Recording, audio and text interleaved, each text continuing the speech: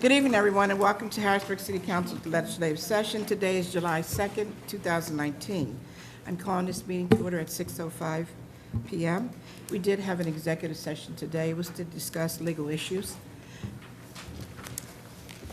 Please do the roll call. Ms. Houston. Mr. Allett. Present. Ms. Bowers. Present. Ms. Daniels. Here. Ms. Green. Present. Mr. Madsen. Here. Mr. Majors. Here. President Williams. Here.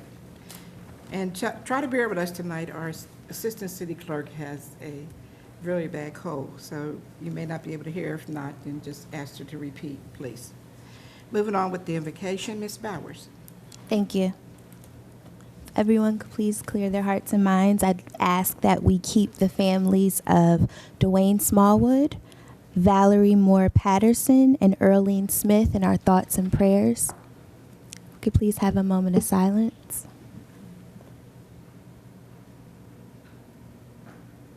Thank you. Thank you, Ms. Bowers. Moving on to Pledge of Allegiance, Mr. Madsen. I pledge allegiance to the flag of the United States of America and to the republic for which it stands, one nation, under God, indivisible, with liberty and justice for all. Thank you, Mr. Madsen. Moving on to communications. Tonight, we have Mr. Lemwood Sloan. Would you please come forward to the table, Mr. Sloan? You can sit at the table. Yes, ma'am. Is the mic on, sir? Is the mic on, sir? It's on. Okay, thank you. I would like to thank the council for allowing me to speak briefly this evening, and especially for your encouragement, your support, and your guidance as we completed the first major component of the new monument to be placed on the Irvis lawn, a monument to the crossroads of the 15th and the 19th Amendment in June. As you well know, the first piece is the iconic pedestal honoring the old 8th Ward. It is on display now in the Strawberry Square, and its 100 names of descendants of the old 8th Ward has generated 17 responses of descendants to date. We hope that by June of 2020, we will have identified the diaspora of all 100 families, and we will invite them back to Harrisburg. We also would like to thank you specifically for your endorsement letter to the Dauphin County Commissioners as we enter the second phase of our project, the completion of the 4 life-size bronze figures.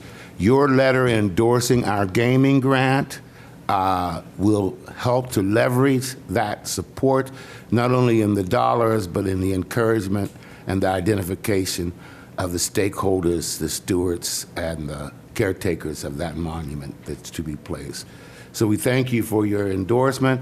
Lastly, I'd like to thank those council members who have come out to our public meetings, those who have spoken at our living history and lyceums as we educate a population about what will become of history in the future if we don't become stewards. So thank you very much. You're welcome. We look forward to your support, and please stand with us in the months to come.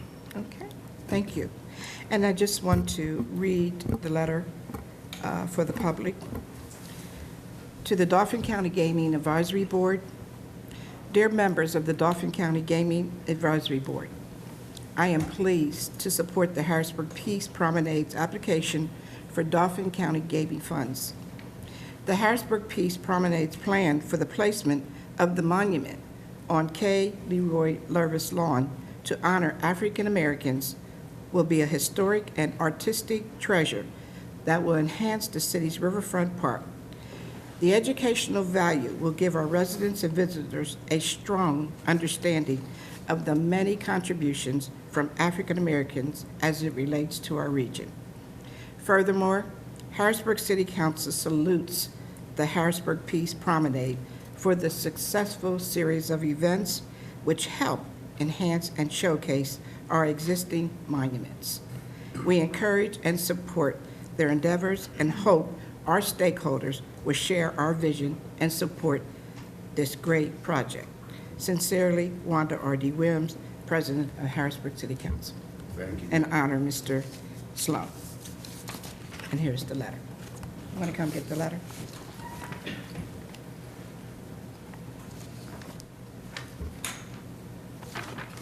His letter is yeast, man. Thank you. You're welcome.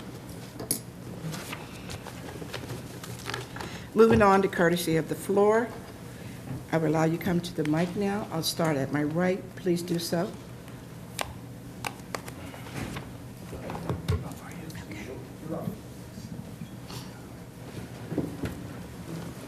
My name is Russell Blust. I'm a little curious about Resolution 48 and 49 on tonight's agenda. Okay. Is that something you guys are intending on voting on tonight? Yes, we are, sir. We're going to suspend the rules for discussion, so you can be here to be part of that discussion here. Well, but you're not going to let me talk then, though, right? Pardon me? That you don't take public comment during the discussion. No, we don't, sir. That's what I'm saying. So, I mean, I would request that those two resolutions, that the public be able to view that prior to those resolutions being, Do you have your questions now that you have? I'm just curious, are there specific projects that you have in mind? I mean, you have it written as resolution for ratifying professional services for urban engineering for the purpose of providing construction inspections and construction management. Are there specific projects for the city of Harrisburg that they Well, we'll know pertain to? that when we have a discussion. I'll give you a couple minutes to ask a couple questions, since you don't know anything about it, and we don't as well. That's why I'm suspending the rules, to make sure that council members are aware Okay. of what's Yeah, I mean, going- it's a good idea, but they need to do it the whole way through, like the city, just what the Harrisburg did today.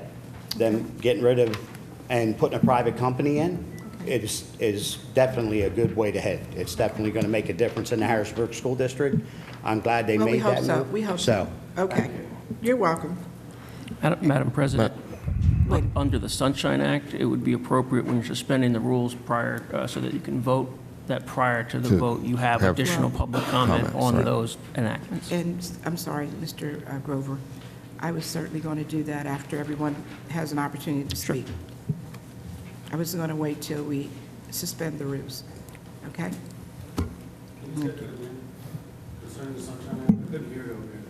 We're going to suspend the rules so we didn't have a discussion. And when will that discussion? After everyone speaks. Moving on to courtesy of the floor.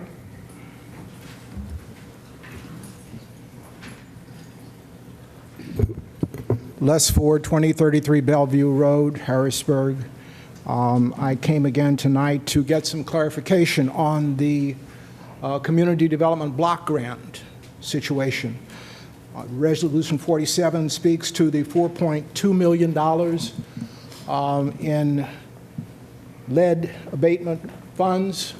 Does anyone in the room know what is at risk this year, dollar-wise, with the community development block grants? I believe it's somewhere around $1.7, $1.8 million. Well, Mr. Ford, I think you were over at caucus when we were discussing with Neil Grover, so you heard what we heard I at was- that appropriate time. All right. And you are aware what discussion was, and so you're coming here and asking us that question. Well, I'm When you asking the stood question right for there- clarification. Okay, well, we Okay. need clarification I'm as not well. trying to put you on the spot. No, I'm you're not just- putting me on the spot, because you were over at the caucus table as well and heard what we heard. All We right. asked that same question. When would those numbers be available? All right. Okay? Not to dwell on it. My Okay. point being, Thank you. $4.2 million is a significant amount of money to leave on the table. That discussion is happening. I believe that the CDBG number will be somewhere in the neighborhood of 1.8. That is a significant number to risk leaving on the table. So once again, I'm pleading with the city governance structure to address this seriously. It is a serious deadline. I believe that we can shoot ourselves in the foot and make it too easy for the federal administration that has announced its intentions relative to HUD to deny funds. I plead with you, please don't make it that easy. Linwood said something, let me paraphrase what you said. You made the comment, what will become of history in the future? what will become history in the future. We right now are the history of the future. And historically, we will not be remembered well if we leave dollars that are sorely needed in this city on the table in Washington, D.C., because we cannot get through this process of administering our funds. Thank you. Good job, man. You're welcome. Thank you for saying that. Well, you understand, Mr. Ford, that it was not through the administration nor council's fault that the funds are not available sooner than you would like them to be. I'm well aware of that. Okay, so I want to make sure that you're doing your little historic, right here, sentence and your statements. You're doing your little historic statements, and you've been through this process the last 8, 9 years because you've come to request those funds. So it's not through any of our fault. It's through the federal government and the stoppage of work that they have. That's why I feel the sense of urgency. Okay. Usually by now, we are well into this process. There's an 800 number I'm sure Ms. Beeks has that you can contact the urban development in the federal government and request that they send those funds sooner. Thank you. Anyone else to my right, please?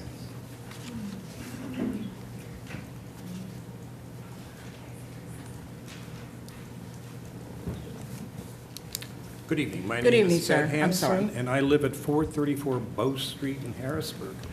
And that is an area that is located between, it's a Fox-Ridge neighborhood, between Forster, Her, 6th, and 3rd. It was an area that was once going to be demolished for surface parking for state workers. And there is nothing in Harrisburg that can irritate people more than parking issues. Right. And I'd like to speak to that tonight. Now, living in near the Capitol complex comes with certain challenges, not the least of which is people fraudulently obtaining resident commuter parking permits, which are identical in appearance to the resident parking permits. Now, what is a residential commuter parking? This is probably dates from the Reid administration. And this is intended for people who live outside the city but reside here during the week. And you think state legislator. The resident commuter, the concept of resident commuter certainly has merit. But it is being abused. For example, there's a state employee who's been parking in our neighborhood for years, which is 3 blocks from her office. She's only there Mondays through Fridays, 8 to 4, never nights, weekends, or holidays. She lives 8.1 miles away in Mechanicsburg in her own home that she owns and would be paying $285 a month for a space in the 7th Street parking garage, also 3 blocks from her office. So instead, she's paying $25 a year for a resident commuter permit, representing an annual savings to her of $3,395. So maybe that's one of the reasons the waterfall payments aren't what you're expecting. So each year, the Bureau of Police sends a renewal reminder to all permit holders, which in part defines the resident commuter. Specifically, the letter from the police department states, if you are an elected official, state employee, or college student living in the city on a temporary basis, send a copy of your driver's license and your vehicle registration. If the above documents have a current Harrisburg City address, nothing further is needed. If it does not have a Harrisburg City address, you must submit a copy of your lease or a letter from state government or college personnel office on letterhead confirming your residency status, along with the copies of your state employee ID and your student ID. So, the residential parking permit regulations that are available on the city's website does a little elaboration. The term commuter, quote, the term commuter resident shall mean persons who work within the city of Harrisburg or who own or lease real property within a residential area and occupy that property during a work week, but maintain a bona fide residence in another community, close quote. Now, there are 2 problems with this. First, there's no provision specifying how far outside the city a person must live in order to qualify and apply for a commuter resident permit. Theoretically, someone could live across the city line in Susquehanna Township and get a commuter resident permit as long as they supplied a copy of the lease along with the other documentation. It doesn't matter if the lease is fake. You can download a lease off the internet. But, because you don't have to actually live in the city of Harrisburg. The city's not going to verify. The city doesn't have the ability to verify or the personnel to verify. They are just counting on the honesty and good nature of people not to run a scam. And here we are. Now, once you've scored a permit, you can renew by mail, which makes it even easier to fraudulently retain it. Now, the second and more significant issue, at least in my view, is that the city has no legal basis upon which to issue permits to commuter residents. The residential parking permit enacted in 1978, ordinance number 14, 1978, recognizes only two eligible categories: resident and proprietor, which is intended for those who own or manage a business located in a residential parking zone. Commuter resident isn't mentioned anywhere. So where does this come from? Now, the answer might be hiding in plain sight. Under the ordinance, quote, the powers and duties as contained in this chapter shall be performed by an administrator who shall be designated by the mayor and are enacted for the maintenance of the public health and welfare of the citizens of the city. The administrator may be a person, bureau, or other legal entity. Wide range there. The section outlining the administrator's powers and duties clearly states, quote, the administrator shall adopt rules and regulations necessary for the administration of this residential parking permit program. These rules and regulations shall be subject to approval by City Council prior to being effective. And there it is. City Council never approved commuter resident as a category. If it had, the ordinance would have been amended to reflect that, as it has been amended to reflect other changes. So do you know what the number of the ordinance is, sir? I do. Okay, could you give that to us? Yeah, let me just scroll back here. Ordinance number 14, 1978. And I got that from the City Law Bureau. Okay, It would have been amended to reflect that there was commuter resident. And if council, I'm trusting in people, would, along with input from citizens, we'd have been smart enough to realize that people would game the system if the category was not defined by distance. How far do you live from Harrisburg? okay. If you live on a bus route, don't park on my street. Fine. There are enough entitled parasites eager to take advantage of our city without just making it easy. But nevertheless, the phrase commuter resident has appeared in the annual renewal reminders sent by the Bureau of Police and on the city's website, despite having no apparent basis in city ordinance. So, what can council do to correct this? It would seem to me that this is something that would be corrected rather quickly, since likely the category doesn't even exist. But Okay. thank you for your time. Ms. Green is our Public Safety Chair. So if you have a couple minutes, she would like to meet with you, and she is going to look at that ordinance, and we're going to amend that. Good. I Okay. have a copy of the ordinance. Okay, thank you. Thank you. Mr. Hanson.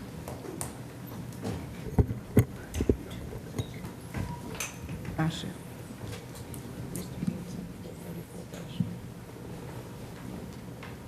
Okay. Timothy Rowbottom, 333 South 18th Street, Harrisburg. I'd just like to address and try to understand exactly what's going on with, is there stuff that is published or that you guys have on the agenda that's not published on the list? Is that what I'm understanding? I mean, where does it say anything about the Sunshine Act on here? Or any resolution for the Sunshine Act? There's nothing, we don't have anything on the agenda, sir, about the Sunshine Act. But didn't you just discuss that a minute ago? No, saying we didn't discuss it. Neil was giving us, A legal point. right. a legal point. And that brings up the question that I have for council. When you get into legal discussions that involve legal situations, are those type of things available to the public when it's discussing public funds to practice any type of legality or to move forward with anything? I mean, is that public record? Is that available to us? It can be after, you want to answer that, or should I answer?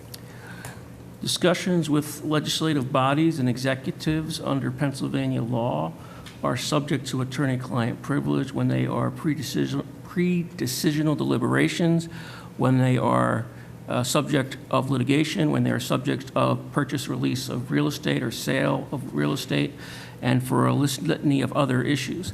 So attorney-client privilege applies to government entities just as it does to others, and the Supreme Court actually just reaffirmed that in Pennsylvania, I think last week. is when they issued their latest opinion. So those are privileged discussions. The decisions that get made about money, those are all public decisions and get onto an agenda by either a resolution or an ordinance. And council doesn't act and the city doesn't act on funding, moving funds, accepting funds, or spending funds without it being in a resolution or an ordinance that comes before the council for public discussion and a vote. So, Okay, I'm sorry. I got what you're saying. I appreciate that. I guess where I'm having a problem is where you have residents that are trying to have conversation and to get resolution, and there's no attempt by city board, by the board or by it. What other avenues do you have then to try to express yourself through council to try to get some resolution? And if you're going to be discussing things that involve specific abilities to even be able to practice your rights, I think all that discussion should be available to the public because it's a very important matter for the residents to be heard. That's what this is all about. It depends on what it is. Did you just not hear him say that? Well, I mean, I'm saying even more in depth that there's a fine line there that can go both ways. We're very transparent when it comes to this council. There's nothing that we hide in council chambers that the public is not aware of. And just because it's part of court, one other question. When I came in and there was a couple conversation, Tiffany went out and got some papers signed. I was just wondering, since it's a public business, what those papers were being signed, what they were. I don't have any idea what Tiffany was signing. Well, she brought it up to the bench, and so if it's something that is being dispersed to them, I'm wondering if it's public information. It's a resolution dispersed to the city council. So it's a resolution that was already introduced at city council previously and made public, and copies were available and have been available. It's just that because of the night, copies were forgotten to be given to council for their sessions. So. And I guess the only one other thing, and that is for everybody that's here, when you get into litigation and you get into spending taxpayers' money on litigation, and when you have elected officials that are supposed to uphold the rights of the residents and the views of the residents, and they don't even make a single attempt to contact, a single attempt to call, and it's involving nonprofits, it's involving good things to be done in the city, and there's no attempt whatsoever, and then city council and others that represent the administration egg on lawsuits, where they say, hey, come on, give it to me, and it's because you're spending the taxpayers' money. You're spending, when you say, hey, come on, and we go in and we put funds into the solicitor's pocket to defend or to prosecute anything, that's all our money. Yeah, and that's our money. And so when I see an elected official that stands up and says, hey, you don't deserve the right to talk, I sort of have a problem with a lot of these different things and how the functions are being I think we've been very clear to you and very open as far as your ability to talk. I've given you much more time than I've given other people. And well, how come nobody? Excuse me, now you were talking. Yes, ma'am. Okay. I apologize. Oh, thank you. Anything that has to do with money is discussed in open. We're very transparent about any action we take with reallocation of funds in this city. There's never been a time that you have not been aware that you cannot have copies over at the desk of what we're going to spend and how we're going to spend it. And when it comes to the legal issues, after the final decision, that information is also disseminated to the public. Can I make a request that I can be put on an update list to that? Because I want to be involved in that, but I have 2 kids, it's summertime, I have a lot going on. I would love to get firsthand information on that. On the website. It's on the website. All right, thank you. You're welcome. Anyone else to my right, please? Anyone in the middle? Anyone to my left? Thank you. We'll move on to approval of minutes. Approval of legislative session minutes of June 25th, 2019. Council members, any omissions, deletions, corrections? Hearing none, minutes are approved as such. Moving on to reports of committees, we have none tonight. Ordinance for first reading, none. Ordinance for amendment, none. Ordinance for final passage, none. We're moving on to resolutions. May I have a motion to suspend the rules? So moved. Do you have a second? I'm sorry, who was the second? I was. Okay, Ms. Green. We'll move on to Resolution 47, 2019. Excuse me, point of clarification. What are we suspending the rules for? We're suspending the rules because we have to discuss 47, 48, 49, and 50. These are first time to be read into the record. Okay, I just wanted to make sure it was on the record. It was Yes. just a suspension of the rules. I'm not sure what we were suspending them for, Sure, so. sure. I'm sorry, you weren't there for the I- cause. I'm sorry. No, I just wanted it on the public record. Yeah, thank you. Yes. Moving on to Resolution 47, 2019. Ms. Houston, please read that into record. Resolution 47-2019 was moved by Mr. Mattson, and it was seconded by Ms. Bowers. It is Ms. Daniels. It was a resolution authorizing the City of Harrisburg to submit a grant application in the amount of approximately $4.2 million to the U.S. Department of Housing and Urban Development's Lead Hazard Reduction Demonstration and Healthy Home Supplement Program to promote, identify, and remediate housing-related health hazards in homes with lead-based paint hazards. Thank you. Ms. Bowers. Thank you. Miss, I know you have a new last name, Miss Dickinson. Okay, so I'll defer to the I'll mayor. be discussing the resolution. Okay, thank If you you. have any questions. If you wouldn't mind providing a little background, if there's anything you'd like to share with members of council. Just that this resolution, if passed, would leave the door open for us to potentially make the deadline to apply for a new lead grant. Currently, our grant is set to expire at the end of this year. We have a hard and fast deadline of August 6th, and there's a lot of work that would need to be done in the next month or so in order to make this deadline. And with the current capacity and leadership issues in the department, I can't guarantee that we're going to be able to make the deadline, but it is our hope that we will. And we discussed it today, and I think it's appropriate that council pass the resolution that gives us the option to apply.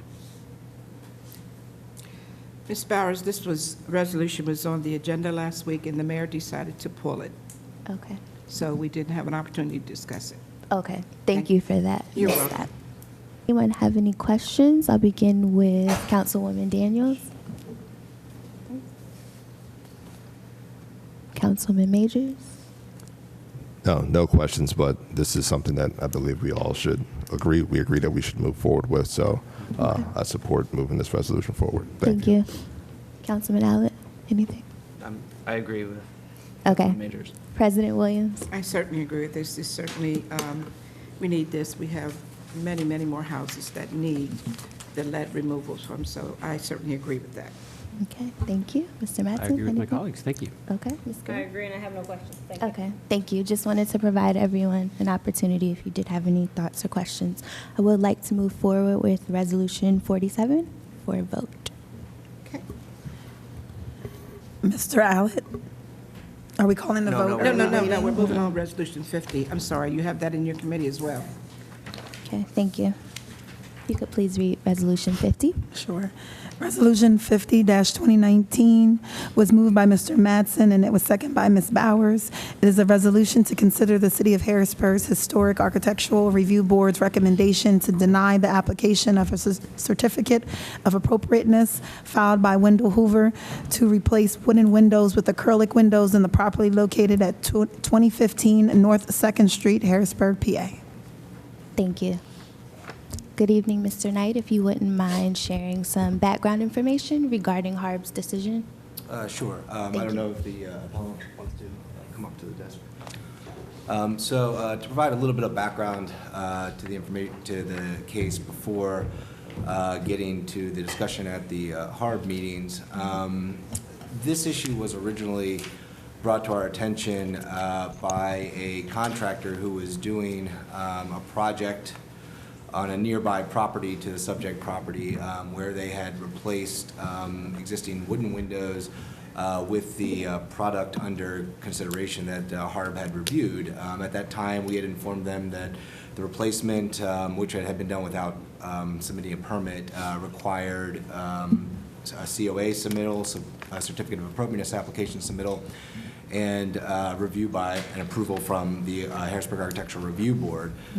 So that's what was brought this to our attention. Now, going back a little bit further, the Planning Bureau had coordinated with the applicant toward the end of last year on the repair of this property, being that it's located both in a municipal historic district and a special flood hazard area. There were additional considerations for the project, but we had worked with the applicant on that project and on getting the building permit through the process.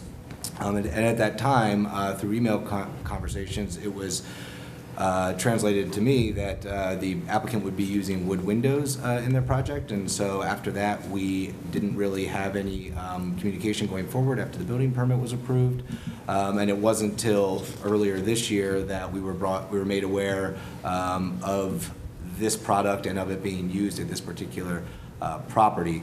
And so that precipitated me reaching out to the applicant to inform him of the requirement to submit a certificate of appropriateness application for an after-the-fact replacement, and the case was eventually heard by the Harrisburg Architectural Review Board at their May and June meetings. After the June meeting, or at the June meeting, the board voted 4-3 to deny the proposal to use the proposed material at the property.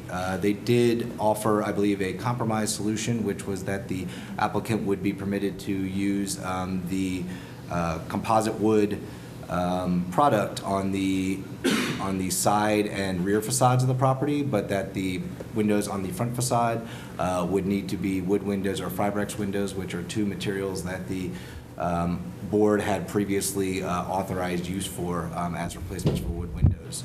And that was about a third of the windows, I believe, on the building envelope of the property. And then afterwards, the applicant appealed Harb's decision to City Council, and that is how we're before you here today. So, and I would note that prior to this particular case coming up, the Planning Bureau was really unaware of this product until we had seen somebody installing it at 1712 Green Street, I believe. And we had stopped them and required them to either submit a COA or replace those windows with historically contextual materials. And at that time, that property owner and that contractor did take them out and replace them with wood windows. So that was the first time we had come across that, and then shortly thereafter, we engaged with the applicant on the use of those windows in this subject property. I can hand it off to our historic preservation specialist, Frank Grumbine, who attended both of the May and the June meetings, if you'd like to fill in a little bit more discussion.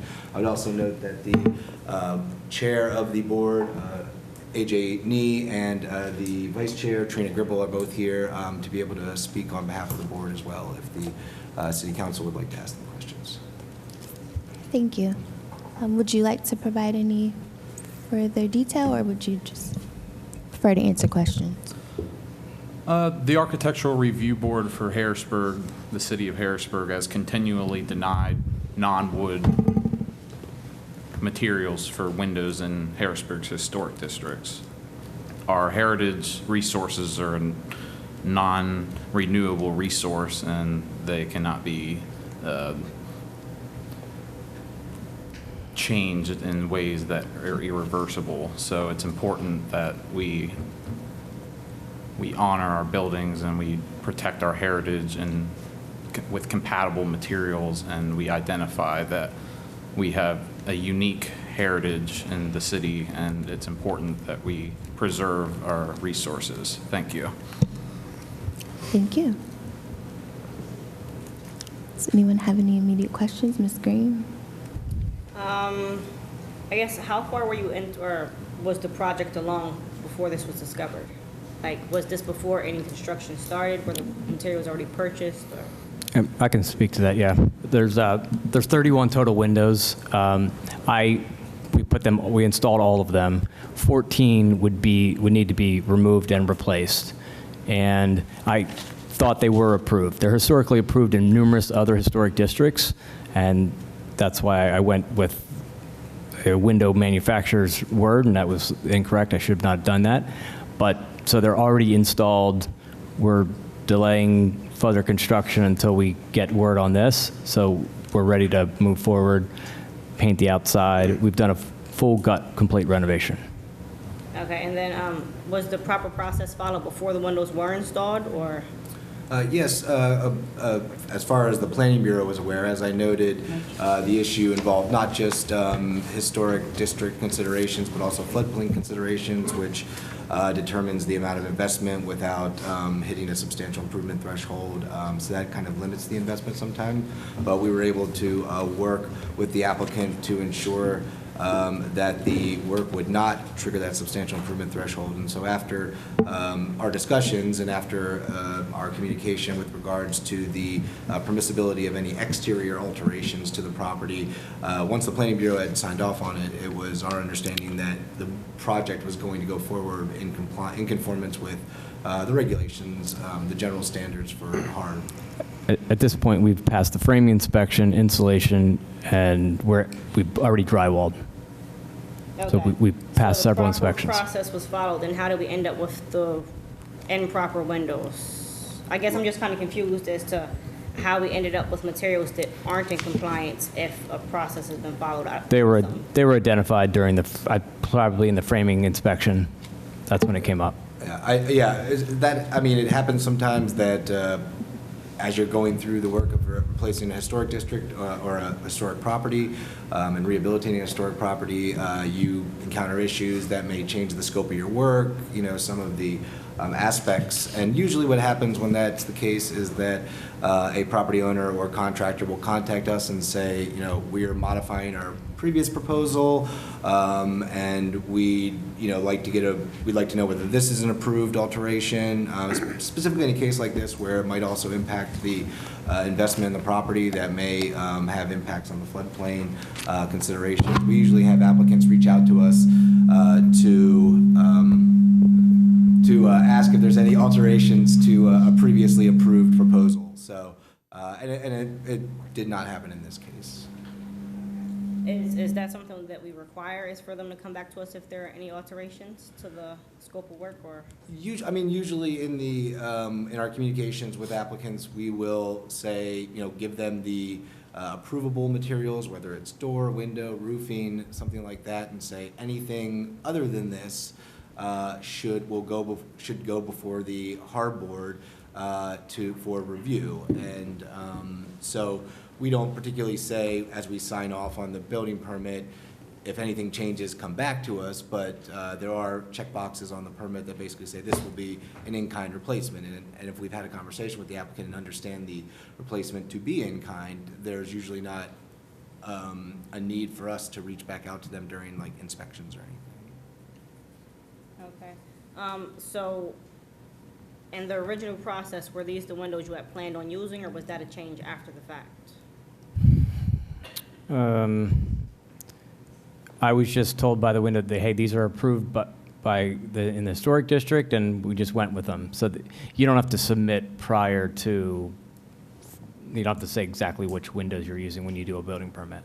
Okay. I will note, in your packet of the resolution, Exhibit D is an email exchange between planning staff and the applicant discussing the use of wooden windows. I did see that. All right, that's all the questions I have for right now. I guess I'll let some of my colleagues ask questions. Thank you, Ms. Green. Councilman Madsen. Yeah, for the record, could we just go over sort of the history of the logic for what is the value or historical value of wooden windows? I know it kind of goes through that in our documents, but just for the record, I think it'd be good for the public to kind of just get some clarification there.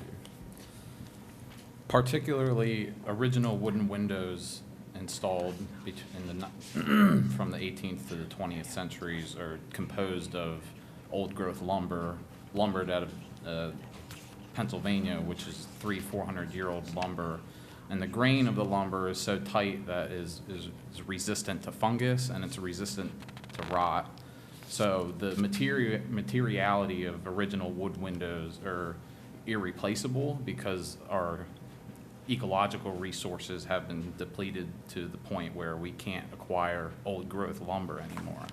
So this resource is highly prized in the preservation community as being unique and one of the, and it's architecturally significant in terms of the historic districts in Harrisburg.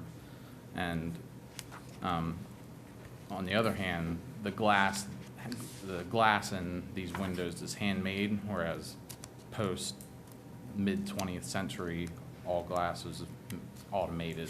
So hand glass has imperfections that develop a historic charm, and it develops characteristic streetscapes that people desire to live in. And I note that generally for those reasons, the Secretary of the Interior's standards generally recommend repair first before replacement, even replacement with a compatible product such as wood or Fibrex. The fact that they do recommend repair, which can sometimes be a little bit more difficult and expensive, over replacement, even with a compatible material, demonstrates, you know, the inherent value in these particular architectural aspects of properties. Okay. I'll just make one comment. That this particular property was in a fire, so there were windows that were not fixable in any way. And I guess I'd make one other comment. As a realtor in the city who gets in hundreds of houses, particularly in the historic district, which is where I sell most of the houses, unfortunately, there's a feasibility. You know, it would be great to be able to repair all old windows and just have wood windows only at all times in every, like, streetscape and back window. It would be great, but the fact of the matter is our houses are only worth so much. We're not Washington, D.C., New York. So what we often have is people who put in wood windows, but they're the cheapest possible quality. Then I get in those houses maybe 10 years later, and those windows are deteriorating. So then that next homeowner or the current homeowner has to replace them again. So unfortunately, what we need is another solution, something that's cost-effective, that lasts long, but still looks historic and good. I'm not saying we should let any cheap vinyl window go in. That's definitely not what I'm about. I just think there are technologies out there. We have very good windows that look good and last long and are priced, at least they're still a lot more expensive, but better than the wood windows. And I would say if longevity is a concern, the board did authorize the Planning Bureau to administratively approve Fibrex, which is a wood composite that is a composite, so it has some of the longevity benefits, but it also has wood fibers within it, so it still retains some of the appearance of historic wood windows. So it's not just a choice between repairing a wood window, installing a cheap wood window, or, you know, some composite product. There are products out there on the market that do provide kind of the best of both worlds, and we do administratively approve those, so we don't require applicants or contractors to come through the process to use this other material that, again, provides kind of the best of both worlds. Okay. Maybe come back to me. Okay. President Williams? Mr. Hoover, I see in a correspondence that you sent to Mr. Knight that you said you would most likely use all wood windows throughout the whole house. So what happened that you did not comply with that statement that you made to Mr.? Yeah, I don't remember when that was, but I'm sure I made that because I knew that it was in the historic district. And I just, when I was presented with this opportunity for these windows that they said were approved, they just weren't approved in Harrisburg. I'm finding that out. Okay. But that was still my fault. I'm not denying that. Okay. So the 14 windows that you would have to remove, is that a costly amount to remove those and replace them with the wooden windows? $10,000. Okay. So is the Fibrex that Mr. Knight was talking about, would that be accommodating for that particular area?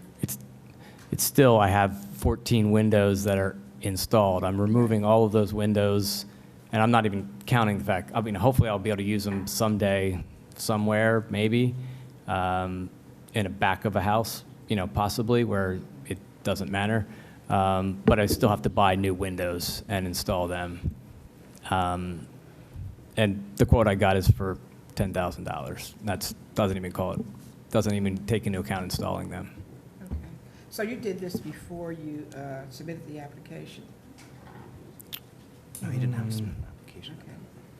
Well, Yeah. I was reading in here where you had started the work and you didn't get the inspection of the windows till after you submitted the application? The normal process is you file a building permit. Okay. So you go through framing, I see. numerous other things. Then I see that. the inspector comes after you've done all of that Okay. work. So you were under the assumption because it was done in other states or cities that we could do it here, that these windows were acceptable? Yes. Okay. All right, I think Ms. Green had asked the other questions that I had concerning that. I don't have any more. Thank you. Councilman Allen? Thanks. I actually have a great deal of interest in this because a point of contention I've heard in the community is that some feel that our standards are too restrictive on projects, and that resonates with me particularly as we really want to be committed to obviously renovating and restoring our historic neighborhoods, which I wholeheartedly agree with. So the questions that I have come back to process. I understand we have some test cases, I think in Shipoke, where you have proved an alternate substance that is not the fiber X or the wood, correct? That is correct. And where does that stand in terms of moving from a test case to a standard practice? Generally, what will happen in that regard, and I would note also that the Planning Bureau for that particular project did recommend denial of that, but the board approved it on a split vote. And generally speaking, they like to see a product that they use as a test case in situ within the structure for a couple years to see how it weathers, to see how it holds up, to see how it ages. And they did that for the FiberX windows, actually. They had them, after the first test case, we kind of came back over a 2-year period to see how they weared, how like paint would stick to them, for example.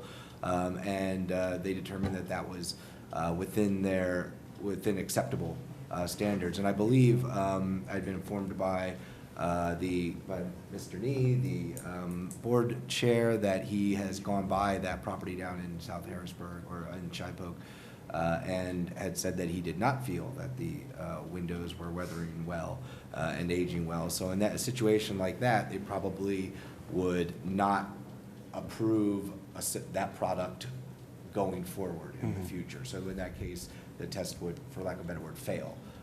And therefore, they would not approve those for other uses. Do we use other communities as benchmarked? I mean, when I was reading through, realizing that, Baltimore and DC, who have much larger historic districts, have had success with this product, how often are we looking at other benchmarks from other communities without relying just simply on our own test case? Because I'm thinking specifically about specific product use, because I can honestly see how it'd be an honest mistake if someone's working with a manufacturer that says, yes, we're using this in historical districts in Washington, D.C. and Baltimore. For me, I'd be like, well, why not here, right? I mean, that would be my initial thing if I was going through that same process. Yeah, and I think it's a good question. I think it's probably disingenuous for manufacturers to indicate that that a product that's approved in one place kind of has blanket No, that part I approval. understand, Right. but if Right. it's been in general use, I mean, if you're talking to a manufacturer and you say historic districts and you think Washington D.C., Baltimore, and then Harrisburg, you're probably giving a lot more credence to the Washington D.C. and the Baltimore just based on reputation, size, and The weather knowledge. is slightly different, so you can't really assume that the wind speeds of Baltimore will affect the material the same way as wind speeds in Harrisburg, for example, or temperatures or snow or rain and all of those I things. can't imagine it be too much of a difference. We're in the same. I just climate came from Philly, zone. and it's disgusting in Philly, and it's so nice here. And it's Well, just but I would the say- climate is say- the same, right. I'm saying, And so. I would say that I assume the boards in other communities are made up of volunteers such as ours who generously give their time to sit on these boards to review these applications, and because of that, they come to different conclusions on some different products. Now, the Secretary of the Interior has preservation briefs. They have their standard for rehabilitation. There are various resources out there to kind of define essential standards for products, for rehabilitation of historic properties. But ultimately, what happens when it comes down to a review before a board of volunteers generally is that everybody's an individual. They have their preferences. So the people in Baltimore, they may feel, for example, that They have such an issue with getting properties rehabbed that they're happy to see anything go in instead of something to be demolished by neglect, which is a big problem down there, actually. And so, and their considerations might be not immune different. here either. Excuse me? It's not an immune issue that we have. It's not immune. We're certainly not immune from that either. But it's, I think, certainly to a greater extent. And again, it can be subjective when you looks at it from a board point. I would note also that the board is in the midst of updating the historic district design guidelines, which were the current issue was developed in 2009. So we're about 10 years out. And they are looking at other communities for guidance on how to go forward and how to identify a greater range of products, not just for windows, but for doors, for wood flooring, for railings, things like that. So they are looking to reach out to those different sources and different communities to help guide the development of the document that will be our resource going forward. And kind of to the first point that you had asked about maybe having a perception that they're too static in how they review things. As noted, they did, based on applications that were submitted, authorize the Planning Bureau to administratively approve Fibrex, which was a big step. When I first got here, it was wood windows or nothing. And through a review and going back through on reviewing test cases, they did expand that market of different materials that would be approvable from the Planning Bureau's perspective. So they are working in ways to try and, I think, liberalize some of the materials and the applications that kind of come through for their review. But at the same time, ultimately, we are stewards of these buildings for the people who will come after us, much like the people who came before us were stewards for us. And so they want to make sure, you know, a historic element of historic property, once that's lost, you can't buy it again. You can't, it doesn't matter how much money you spend, you can't get 200 years of history in a building. So we just want to make sure we're continuing that history of maintaining these structures in a way that's for the benefit of not only the people who are here now, but the people who come after us. I don't disagree. As I was looking through the notes, I guess my concern in outright denial was based on not a lot of knowledge about the genuine product, you know, in terms of the feasibility. I understand saying wood is approved, Fibrex is approved, but if someone brings up another product, I'd hope that we're taking the right due diligence to understand if that's something that can meet a standard of use. And the reason why, like, I'm even more concerned about this kind of in the long term is that with the magnitude of some of the restoration that we need to do, I want to encourage that. Mm-hmm. And I think we walk a very fine line sometimes where we may appear to discourage that because we put some restrictions on that I'm not sure that are ultimately helpful or based in something other than either an aesthetic or something like that. And again, I'm not trying to kind of, you know, weigh in and do everybody's job as well, but when it comes to us, then I have to sit down and look at it and say, do I feel that we're being too restrictive in this case? And I even was, as we're talking in caucus with my colleagues, I don't want to set precedents either in saying, gosh, let's do this and force that change on you all, because what we do will force you to now, you know, act in a different way. But it does concern me in terms of what I was reading to say I don't want outright denials based on not a lack of knowledge, understanding how a product could be beneficial, particularly if it's being used in other historic communities. The secondary part of that is I am also concerned too, like, 'cause when I think about aesthetic, and I have to be honest, short of me probably going in, standing in front of the house, I'm looking at the pictures. I can't tell a difference in looking at the pictures. So that is not a good means for me to say one way or the other, but I can't see or note any difference if I'm looking at a picture that's in front of me, that, you know, in terms of how it looks. I couldn't even tell. I was looking at the house next to it, and I can't tell in the picture kind of the difference with it. So I am concerned sometimes if we take too much of a nuanced, you know, like approach to something, if we're kind of getting in the weeds with something, maybe we're just spending too much time trying to determine. The other thing is, obviously, I want to make sure what we do from this body towards, you know, the approval process too, that we're acting, you know, in uniformity. And I guess maybe what I would suggest, and I'm curious too, because I was reading particularly David Morrison's comments as well, and I understand even, I saw, is Jeb still here? I don't think so. Oh, he's left. but I understand even from HAJ's perspective, there's some disagreement, on this. And that's why I think I'm really concerned with an outright denial of it. Particularly, it seems that there should be more warranted discussion about, potential approval of these products. I don't fault often people coming in and doing this when they find out something, because they're trying to work within guidelines, and I think some people think they're universal guidelines, and obviously they're not, particularly when it comes to our community. But the long and short, my other question is probably before to Tiffany. I was taking action on this in terms of a resolution.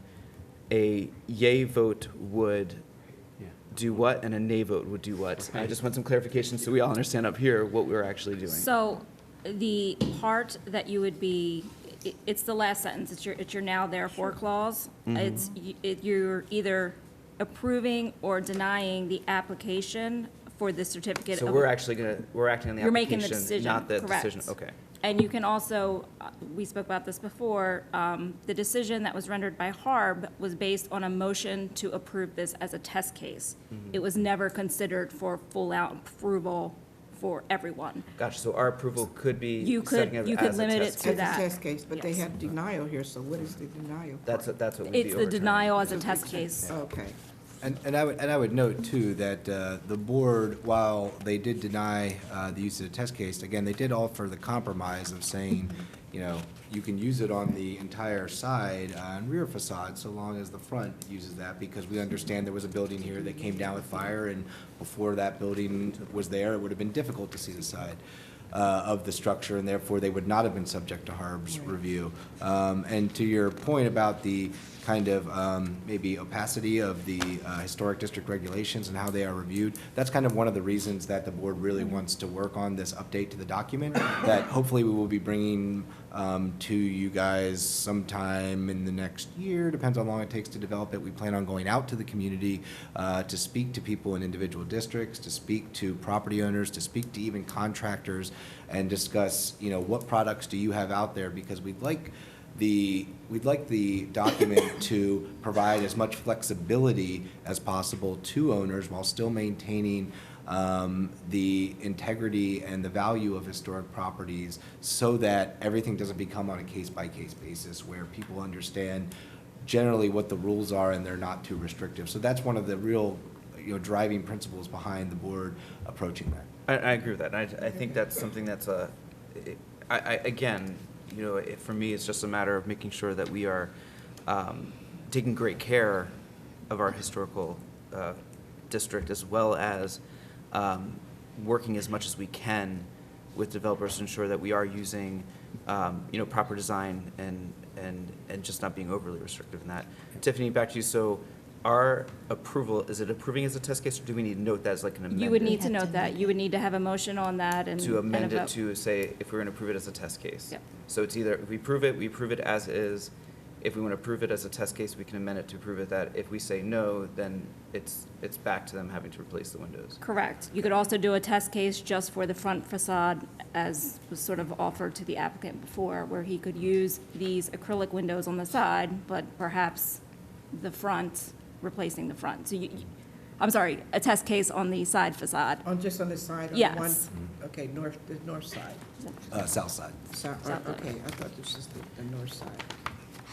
Can I say, just my colleagues, I think it's a little weird doing test cases for partial parts of a building, because I think that also makes the building then look disjointed in some way. So I'm just saying, like, for my own opinion, not that matters to the world. I just think that I don't know, it's kind of a bizarre concept for me to say, do it here but not here.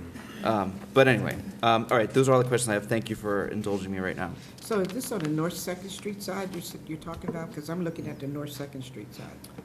Yes, it's the front of the building faces is western exposure and faces 2nd Street, and the south side of the building faces the vacant lot of what was once a similarly situated building that burned down in a fire as the applicant noted. It was the fire was actually at the building next door and impacted this subject property. Okay, I see it. I can see the difference. Councilman Majors? Well, the only other question I have is, I guess there was a lot of, Fibrex is a proprietary material, correct? So it's only one company produces it? Only one company produces the Fibrex material. Now, whether other companies produce a material of a similar design with, like, say, 20% wood fiber and, you know. So, but based upon what we've approved in what Harb's approved as test cases, the only material that could potentially be used is Fibrex, not a variant. It would be Fibrex that is based upon that proprietary material. Is that what's currently has approval for test cases? If an applicant brought a product to me that contained that was made by, instead of Anderson, Pella, that would utilize the same kind of makeup of the material, I would approve that as well. So although they've granted approval for Fibrex, the board certainly, and they've stated this during their reviews of other things, that they don't want to just approve one product, they want to approve a type of material. And so and I tell people Fibrex, but we would approve any similarly designed material. Okay. And then, well, explain to me, what is the difference between the material that was being used in this situation versus Fibrex? There's no wood. There's no wood? It's called composite wood, there's no wood in it. Okay. Okay. Well, most of the other questions I wanted to ask were already asked, but I think there is some merit to us exploring the potential use of other products, and it sounds like that Harb is already going down that process currently. And again, Tiffany, just to clarify, the way that it's read, the way that it's written, the way that it's written, it says a resolution to consider the City of Harrisburg's Historical Architectural Review Board's recommendation to deny the application. So a yes vote would be an affirmative. So if you go to your therefore clause at the end, though, it's a fill in the blank. Okay. Okay. Oh, okay. I'm just looking at the resolution. Right, to write a resolution, putting how you're going to vote on there, I couldn't do. So you're considering Harb's recommendation, however, you're going to come up with a decision. Then we're going to have to amend it regardless to come up with the determination, because the way I read this would be, if we voted yes, we would be voting to deny, to agree with Harb's decision, and a no vote would be opposing Harb's decision. Nope, you're going to fill in the blank. We'll fill in the blank. Okay. All right. So just for clarification, before moving to Councilwoman Daniels, it notes, now therefore be it it is hereby resolved by the Council of the City of Harrisburg, the application for certificate of appropriateness submitted by Wendell Hoover to replace wooden windows with Interstate Building Materials Architectural Series acrylic windows at 2015 North 2nd Street, Harrisburg, PA, is hereby, and it's a big blank. Okay. And that's before the final clause. Okay. Perfect. Thank you. You're welcome. Councilwoman Daniels? Is there a reason why you chose to appeal rather than just be reimbursed from the manufacturer? There's no reimbursement from a manufacturer. Well, if they made warranties that their material was permitted and clearly it's not. I guess I could sue them, but at this point, they're not willing to give me a refund. I have the windows.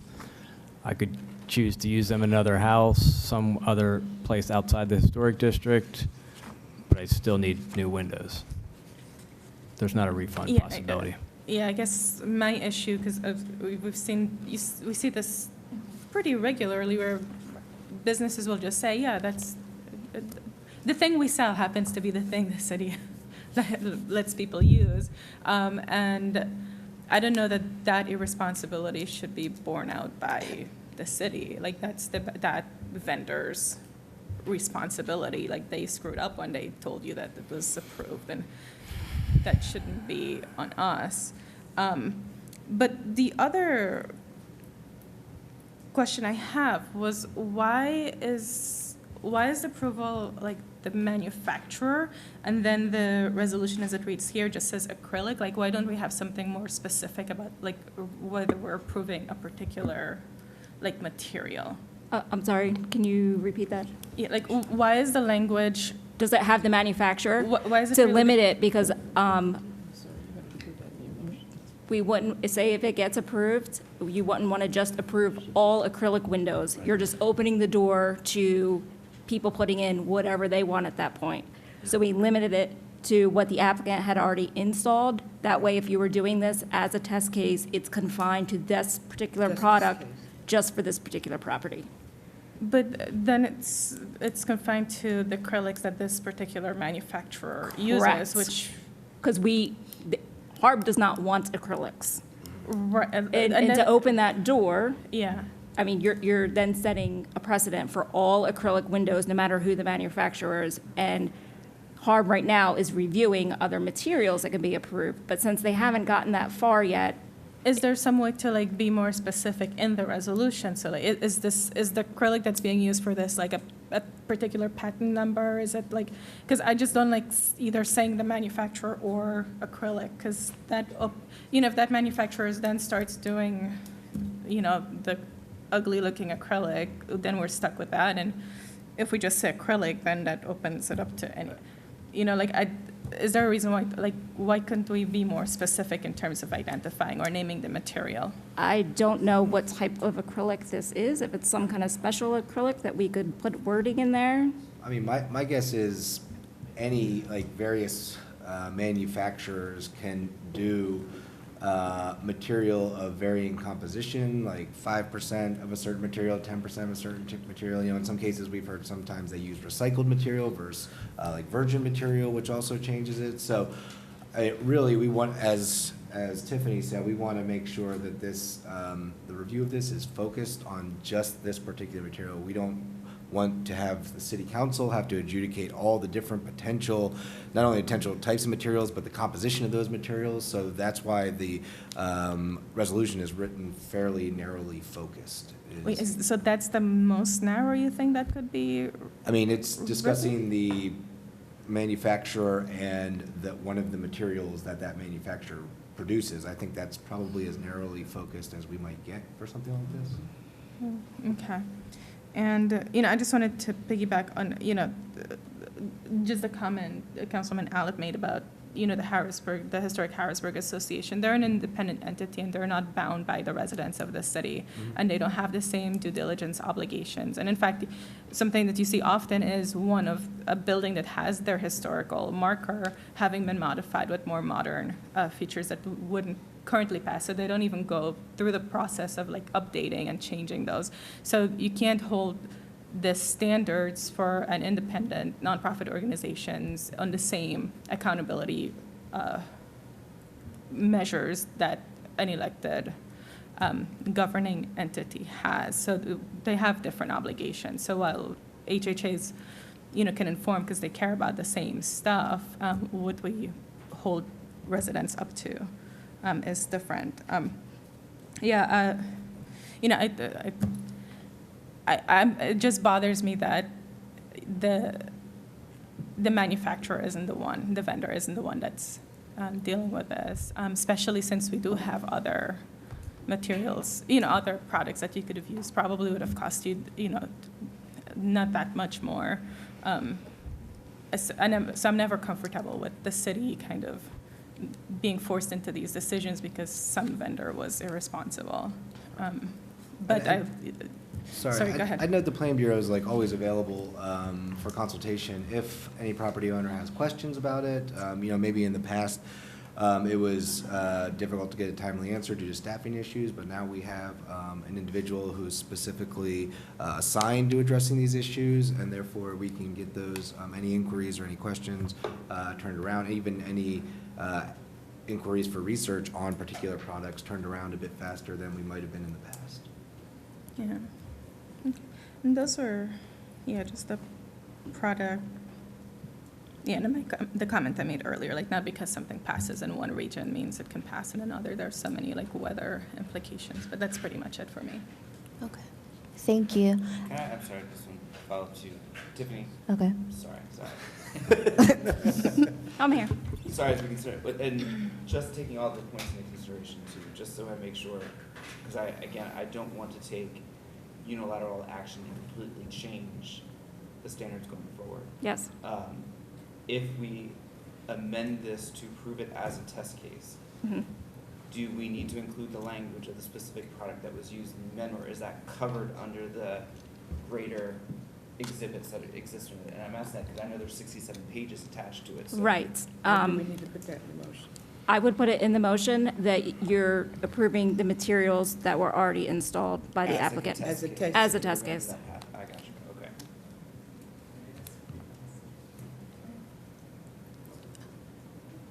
Danielle, there's somebody that wants to Sure. speak. If you wouldn't mind coming to the mic, stating your name and address for the Thank record, you. please. AJ Nee, 2305 Market Street, and the chair of the HARB. I just want to speak on this subject, just because, as I've heard, there is generally sometimes some concern about cost not being a concern of historic architecture review boards, and I'm thankful that our current board composition does actually care about cost. We want to see buildings get done, which is one of the reasons we've undertaken this process of redoing the guidelines so that the process is easier for residents to understand. It's going to be more of a straight reference guide, and then dealing with some of these more difficult issues, windows being the most difficult issue. One of the things I want to speak to about products is to Mr. Hoover's comment about there are some terrible wood windows as well. And so previously we had just wood only, and now we've approved, it wasn't when I was chair, but the board has administratively approved some other materials. But I think we're trying to move more toward a metric-based system and not a materials-based system. And that's one of the things we've been exploring actively, and that's what we brought HHA on to discuss, and we are going to involve members of the community to move to a set of metrics about, paintability, profile, more centered joints, stuff that more affects the visual side, so that we can have residents come to us with new materials that are being developed all the time, and we're not boxed into a particular material set. So that's one of the things we're working toward, and I know with this particular case, we had them come back and discuss the windows to try and meet some of those metric-based standards, because as board chair, I take great issue with just saying it's vinyl, no, which was the previous standard. So definitely wanted to hear some of the comments, and I know on this particular case, one of the issues that the board spoke of was paintability and more centered joints and profile. One of the things with these windows is we want to make sure that the windows can change colors in the future, that people are able to paint them without voiding a warranty, and that the profile of the window doesn't become more and more constricted to light. So those are all things we considered. It was a split vote, so I can't say we decided one thing in particular with this particular case, but I just wanted to speak on behalf of the HARB that we are working to shift it away from a materials discussion. And I just wanted to speak up in this case, because if you are moving toward an approving of a test case of a material, I'm not sure legally where that would fall if we move to change the guidelines in the future away from materials and more towards metrics. So I just want to put that caution out there that we're trying to solve the problem to make it more cost-effective for residents. And AJ, with a metric, I'm very curious where this goes, and I appreciate the thought in terms of kind of a moving forward direction. The metrics-based, so when you're looking at that, how do you then, I guess I'm always wondering, because I know aesthetic is a big part of it. It's like the visual line that you're looking to achieve. And within setting restrictions on that, or going back to kind of historical precedent on that, how do you base the metrics on that? How you assign a value system based on something that in some ways might be subjective? And right. I guess that's the... There is no clear standard. And so right now we're in the process of determining what the metrics should, what categories of metrics we should be focusing on. And then we'll focus on reaching out to residents and other local stakeholders from the historic community on where we should set those metrics. But the types of metrics we're talking about are profile, how wide the mullions are and muttons are. And paintability is a big concern. We can't regulate color. That's not within our purview as a board, but we can regulate that color can be changed and modified. And one of the issues we have with a lot of vinyl windows that we get complaints from residents about vinyl windows is they're stuck being this solid white color, and you can't modify them in order to beautify the neighborhood or keep with the diversity that comes with these historic structures. And so that's one of the big sticking points, I believe, with this one for some of the board was how difficult it was to paint it. So that's one of the metrics we're looking at. And then another one is how the joints are, whether that a 45-degree angle or fit into each other. We're looking at mortise and tenon joints, and that seems to be a big issue, especially when you're up close. Those things don't weather well, and they end up forming cracks in corners. So that's a category we're looking at. And again, we don't have a decision at the board because we want to wait for public input on that. Can I ask you to consider, too, just something that I think also comes up is the degree of rehab that has to occur And I'm always worried that a property will sit vacant and in derelict longer because of the concern about having to try to restore something back to the original historical integrity. And I know that's something HHA spent some time discussing too. But I'm curious as to kind of how you can factor that into some of the discussions in terms of approving use, right? In terms of, because I know that the degree of rehab that some homes would take is not like others. And I know that that becomes a deterrent sometimes for even wanting to go through a rehab project. And that's why we're trying to make it more clear for residents to understand up front so that they don't have to do this back-end work and try and back into the right material or product. I'm sorry, I missed the specific question. Just, is there a different standard perhaps based on the degree of rehab that has to occur for the property? I don't believe so, and I'm not sure we're considering different standards for different size projects, but the reason we're tackling it to begin with is to allow an opportunity for a less expensive product that meets the same quality standards to be included in the mix. And I don't know where the industry is in that regard, but I'd imagine maybe a larger development might have access to a product that we might not have seen before, and if it meets the metrics that we're trying to define right now, then it would be approved. Because I also think, I mean, and sorry, I know I'm dominating the conversation, I apologize, everybody. A few years ago, I had a friend who was looking at buying a home in historic Midtown and opted not buying a house in historic Midtown. It was a house that had been rehabbed, not by you, Wendell. So I'll put that out there right now.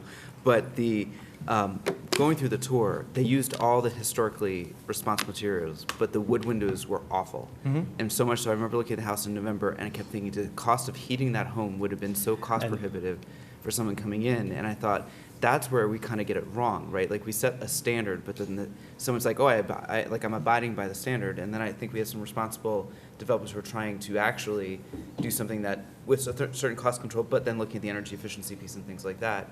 And that's where that's where kind of that nuanced view has to be in there. And I don't have the right answer, but it's just, I just remember thinking that we lost someone to buy a beautiful historic home in the city because the house was not rehabbed. And that's precisely the discussion we had at Harb last night. Mr. Knight wasn't there, but Mr. Grumbine was. There are some terrible wood windows out there. And so this blanket approval of wood windows being fine doesn't really make sense. And that's why we're trying to move away from a material system to a metric system for that very reason. And at the same time, we're seeing all sorts of changes in the energy efficiency of windows. And I struggle with setting an energy efficiency standard. I would much rather have a durability profile visual standard because that's more in our purview, and allow that to be opened up for whatever material comes by that might improve the energy efficiency that fits within those basic visual standards that we are visible and durability standards that we're concerned about with HARB. So, and my last question, sorry. Have you been in contact with other like HARB boards within other communities in terms of how they kind of set standards and things that they're looking at as well? I'm just thinking, I always want to think of like what benchmarks can we look to that might be helpful, that we're not always just rewriting something or reinventing the wheel. Yeah, when we started the process, which I think, of redesigning the guidelines, which I think we started 5-6 months ago, just discussing it, and we chatted about these issues we have, because there's issues beyond windows, there's issues with utilities. Oh yeah, without doubt. And porches and satellite dishes and parking gates. So we started looking at historic review boards all over the country. We haven't spoken to any other boards, at least that I'm aware of, but we have collected dozens, if not 100, different sets of historic guidelines, and we're pulling from those for best practices, just to see what we can do. And that's sort of where this discussion on metrics came from. Seems to be a more effective use in order to keep guidelines adaptable for the future, because I think the last thing we want to do is set some guidelines that are outdated and forcing people into bad materials 10 years from now. So. Very good. Thank you. Yep. Thank you. Thank you for your comments, Mr. Neat. Do you have something you'd like to share? If you wouldn't mind going to the mic, please, introducing yourself. Good evening. My name is Justin Heinley. I live at 205 Harris Street. Also involved with real estate development and sales. I first and foremost, I appreciate HARB's function. I think it's important to the city. I think that we need it, and I agree that historic preservation is integral to our community and the development of our community. I am a board member on the Historic Harrisburg Association. I'm not here on behalf of HHA. I'm here as a member of the public, but it just shows my commitment to historic preservation. So I just wanted to let you know that I respectfully disagree with HARB's decision in this case. I have researched these windows in the past myself. And I do believe that the form, fit, and function of these windows is identical, if not better, than wood replacement windows for multiple reasons. The one, I just did want to make sure that the council was aware, this is an excerpt from the Historic Preservation Design Guide, and it says that homeowners often consider replacement windows made of modern materials. They are generally not found to be adequate replacement windows for historic wood windows because the sashes are of different scale, they cannot be painted, and the size of the glass is often much smaller than that of the historic window. So these are all very visual, aesthetic means that these new windows are able to meet those guidelines, right? As you go through the rest of the guidance, there are areas that say that we are not going to permit anything but wood windows on primary first and second floors. It's very, very restrictive. When you look at alternate materials, the Fibrex material, while it is an alternative material, it's still nearly as expensive as wood windows and doesn't really offer you too much more from a durability perspective. It still needs to be painted on a very routine frequency and can degrade just like a wood window can.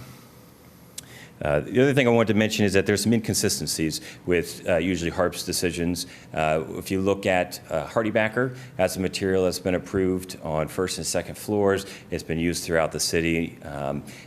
There's also metal garage doors that have been approved and composite deck boards that are being used. Why are we allowed to use progressive materials in these instances, but windows are so much different and held to such a higher standard? Materials have changed in the last 10 years, and I think we need to respect that and understand that.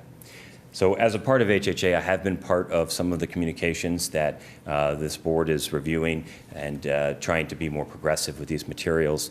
I can offer a perspective that there are still quite a few that are entrenched in historic windows are the way to go, and we need to push ourselves back into educating the public into why the historic windows, the wood windows, are where we need to be to begin with. So while I respect and appreciate the efforts that are ongoing, there's also still very entrenched views within the board on maintaining the historic windows that are very inefficient and at times look not aesthetically pleasing.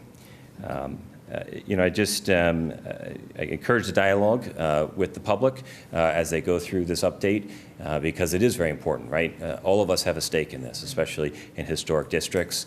You look at South Allison Hill, that's a historic district, right? Mulder Square, that area. When you look at the values of homes in that area, there's no way that you can justify a replacement wood window in that with the prices of homes. So we need to get smarter. We need to be able to use these new materials and be able to compete with the surrounding areas in order to be able to prosper and make economic development occur in Harrisburg. And lastly, I just want to make it for the record, I did want to address Shemaine Daniels' comment that HHA doesn't always follow the historic guidelines with their structure. We are bound by the... I just said their mandate is different. They are not independent nonprofit. They're not respond. They don't have the same due process requirements that a governmental entity does. They don't have the same accountability mandates that a government actor does. Understand. You may have misspoke, but what I had heard from your statement was that there have been changes to the HHA structure that may have been not in accordance with HARB's guidelines. So we do take that very seriously. You know how the HHA gives the properties for like historic preservation? Yes. So there are properties that will change. Some of them got like 10 years ago. This new homeowners change a feature, and there is no mechanism. I don't know that there's a mechanism for removing those properties. So that was my comment. It was Okay. Thank you. Thank you, Board. For your Appreciate comments. Thank you. I just have, okay, Can I jump in and ask one question? One question too. If you want to go first, that's fine. Okay, it's just quick. Mr. Knight, in reference to other test cases, is there a formal after action review that occurs to determine whether to say, yes, this material is working well, or this could be improved the next time, or it's just not working at all? I mean, we don't go 6 months after the day, a year after the day, and then 2 years after the day. But we generally, when we're out either posting properties or delivering packets or something, we try and stop by. Now, generally, we haven't had too many test cases since I've been here. For the most part, it's been while I've been either the only person in the Bureau or one of the only 2 people in the Bureau. So it's been difficult to schedule those kinds of things alongside. But now I hope with the new staff, we'll be able to formalize a process by which we can do that and possibly report back to the board or city council if they prefer. I think that would be helpful, especially moving toward the metrics-based system, just to ensure that you have a complete list of materials that are feasible. So I think we have to fill in the blank before. Oh, I'm sorry. No, so I'm listening, and I had some questions. So, and I wasn't entirely sure, so I just wanted to clarify. If we were to switch to the metric system for evaluation, I heard certain criteria, including paintability, maybe the size of glass in reference to the size of the wood or other material, and then maybe the construction of the joints holding the windows together. So my question is, how do these windows, which I haven't seen, meet those metric standards? So question 1 is, are they paintable? And I wasn't entirely clear on the answer. Yeah, the answer is yes. They're they're paintable, and the warranty is not voided by painting them. Okay, so I think that's important. And then question 2 is, how, in terms of the percentage of glass versus, basically the measurements of the window, is it essentially the same measurements of a wooden window? I don't know the answer to that. I think so, but I don't know the answer to that question. And then in terms of the construction of the joints and the way the windows are put together? I think the profile is the same as the wood window that I would have had to replace, as far as I know. Okay, so if we had a metric in place, it would meet the metrics, at least as I'm sort of hearing them discussed. Depends on how they're going to do the metrics, of course, but I think it would. And I don't know if there's another metric that somebody wants to ask a question about, but those are. Well, I apologize. Councilman Majors? I think it's a little premature for us to be able to say, to decide on what the metrics are, as HARB is still developing what those metrics are. Additionally, and I guess this is a question for Mr. Knight, if HARB does move to change their guidelines and practices on how they determine what windows are acceptable, whether it's, just by the appearance or the makeup, or they look at to a metrics base, would whatever the new guidelines have to come before council for approval, or would they just be approved by HARB and then those become what the metrics are?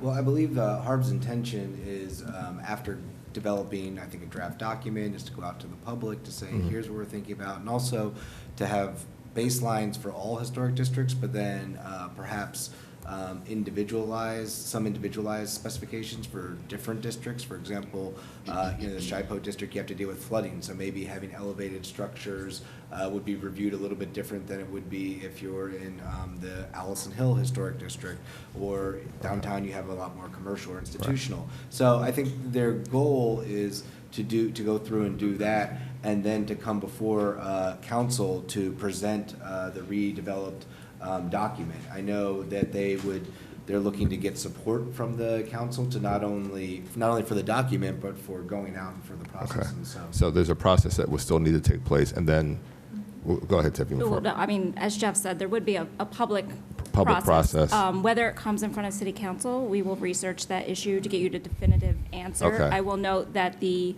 prior standards that were developed were basically just signed off by Mayor Reed. I don't know if that was the correct process or not, so we will make sure that we review.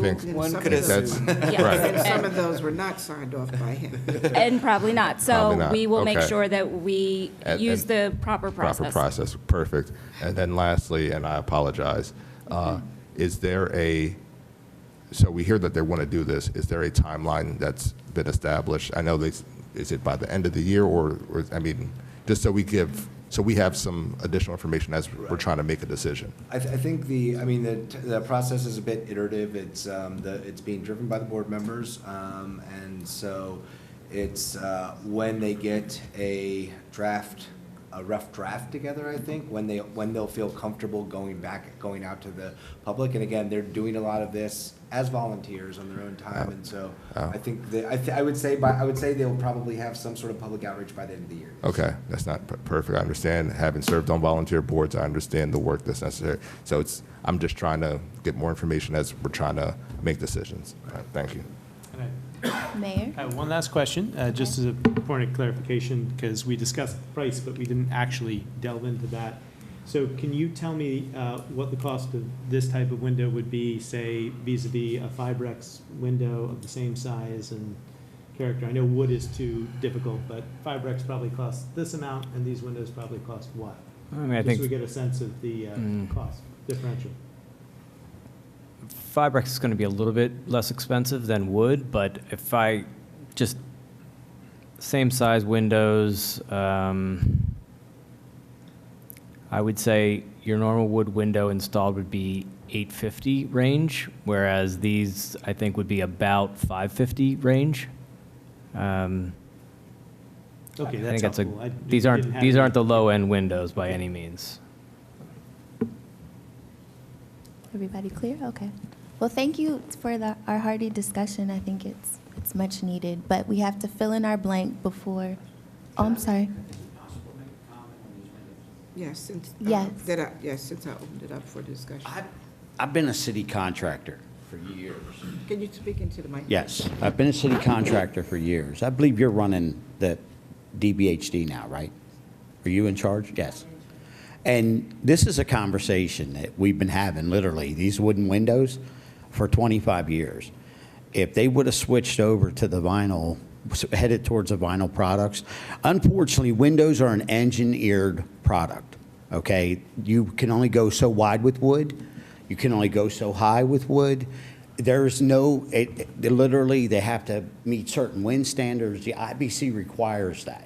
That's my specialty, is historical rehabs, and I've done the largest ones that the DBHD has done that I knew of up to date. And unfortunately, when I ride by all these houses that they put hundreds and hundreds of thousands of dollars into, and I see the paint peeling off the wooden siding and off these wooden windows, and the windows are falling apart and rotted out and everything else, when all the directors prior to, we all talked about the heading towards a vinyl product, something that's going to be energy efficient, that people are going to be able to replace inexpensively.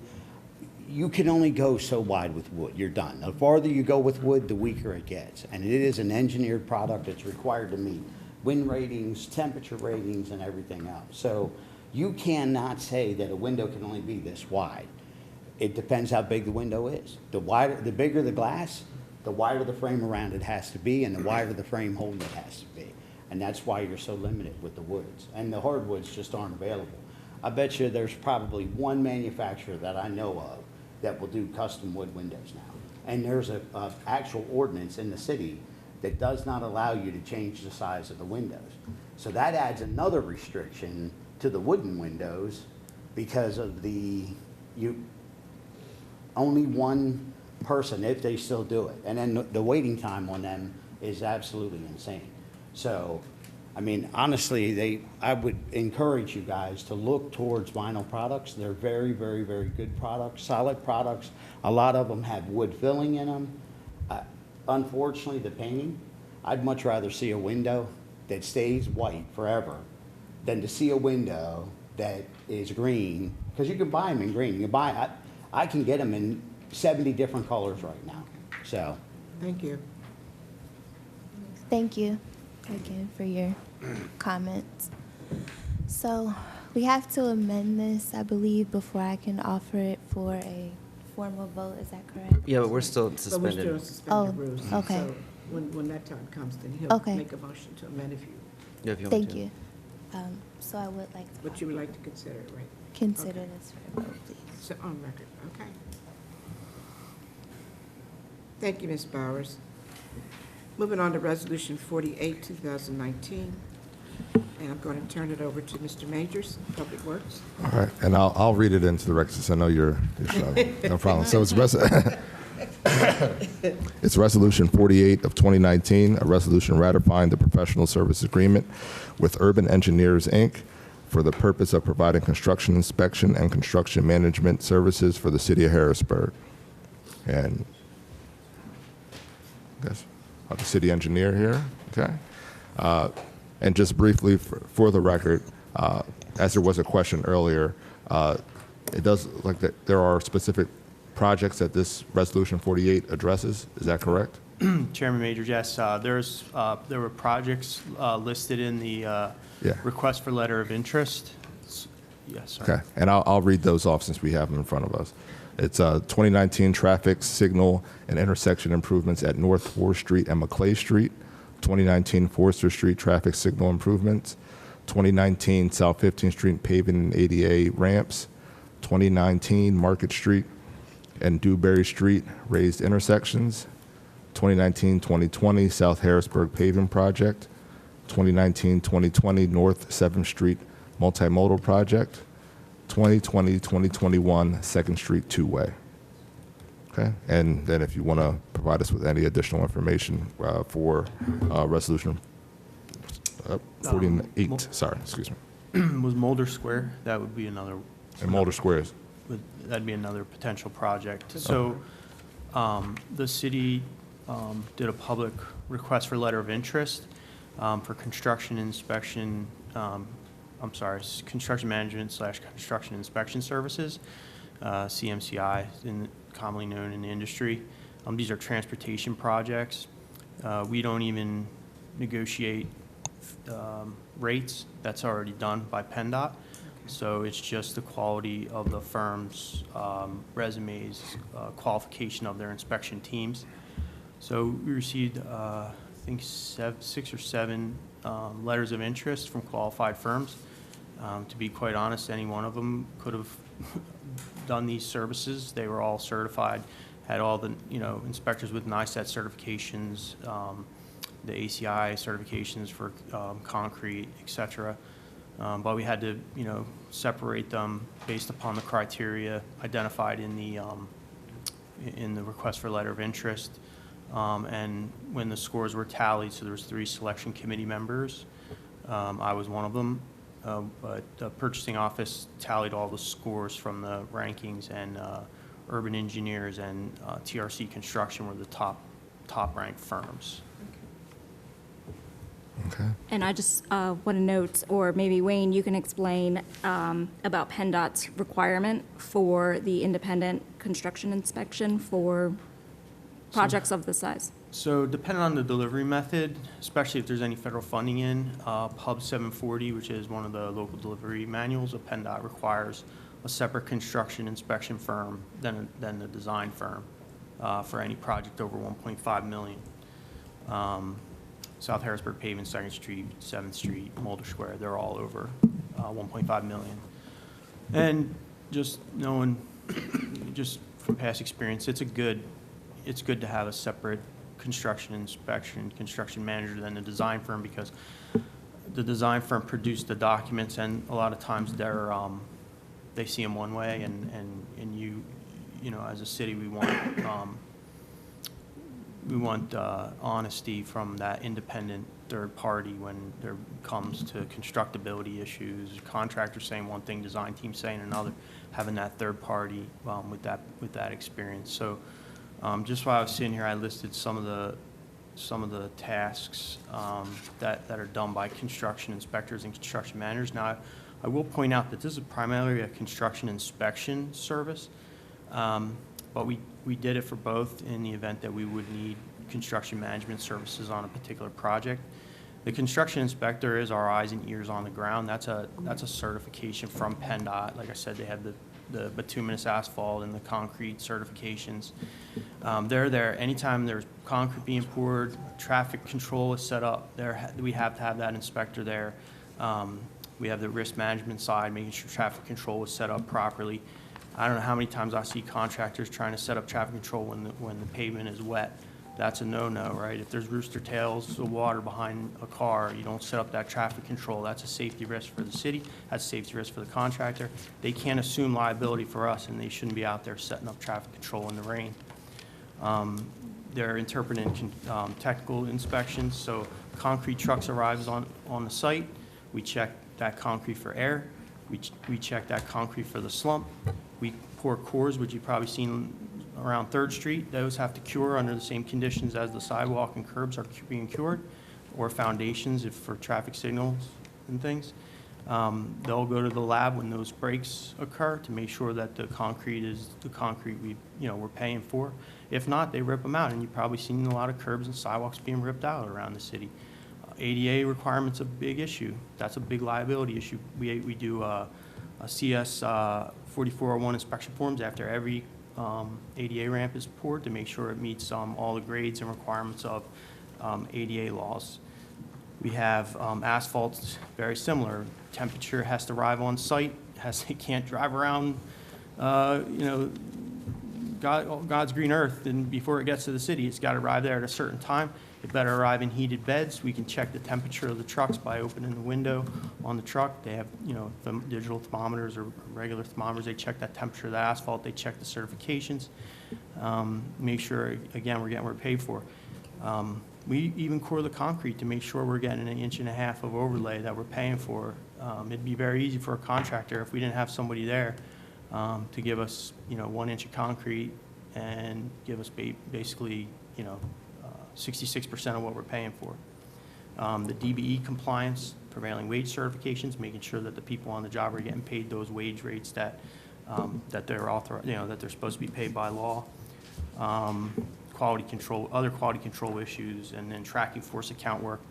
Oftentimes we come into situations where we have, we do unit price contracting. So what we expect to have done on the job, whether it's tree removal, curb install, sidewalk being poured, asphalt being paved, it's all listed in unit price. But every now and again we come across, a sinkhole, and we don't have a quantity for that. So what we do is we track force accounts. So we track the labor that's on that, fixing that sinkhole, the material that's used, and all the equipment. And it goes right down to the age of the equipment. If it's a 1976 John Deere tractor, that has a wage associated, or value associated with its use per hour, or how many hours it's deployed doing that work.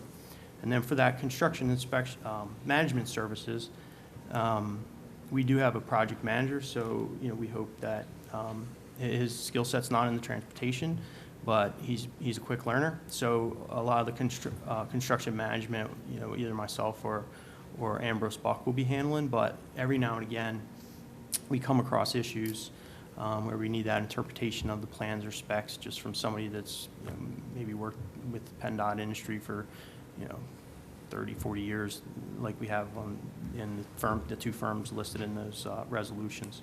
Respond to RFIs from contractors.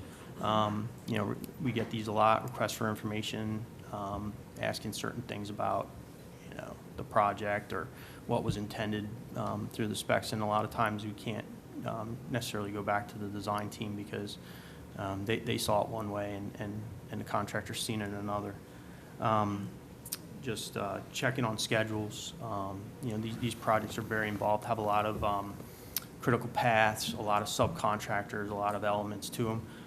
Going through contractor schedules and making sure that they're meeting those critical paths. It can be very ingrained. They utilize software that we, quite frankly, don't have and probably shouldn't, just because of the costs associated with buying the software and then learn how to use it and maintain it, things like that.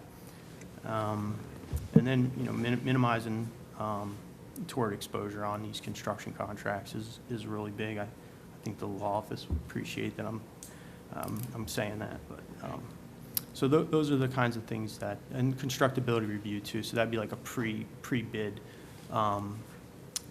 task where we may have a third party review the bid documents to make sure that there's nothing missing, that we're not that the budget that we set for the project is accurate, that we're not wasting our time going out to bid, or maybe there's something. There's a lot of contractors out. I shouldn't say there's a lot of. There are contractors out there that sometimes look for ambiguities in bid specs. Low bid the job, get the job, and then use those ambiguities against you. Change orders. Right, change orders and things. So those are the kinds of things. It's just, it basically protecting our interest. And the reason there's two firms, for the record, is we want the capability of, not every firm will have an inspector available at every given time. We intend to have one inspector, if possible, at least one firm on the project from start to finish. And there could be conflicts of interest at times. Both firms have DBE participation. There was no disadvantaged business enterprise that bid as a prime on the job, but the VE Engineering, which is a women-owned construction management company, and Navarro and Wright, and I think there's two others, show up as sub-consultants, and both firms indicated they would meet our stated goals, our ordinance stated goals for DBE participation. Okay, thank you. My first question is on both resolutions. We are missing in our documents, and if you can provide them, that'd be helpful, the two exhibits, the professional service agreement, as well as the fee schedule. I looked in our folder to see if we have it, but it wasn't attached to either of the documents in our folder. Is it possible that we could get copies?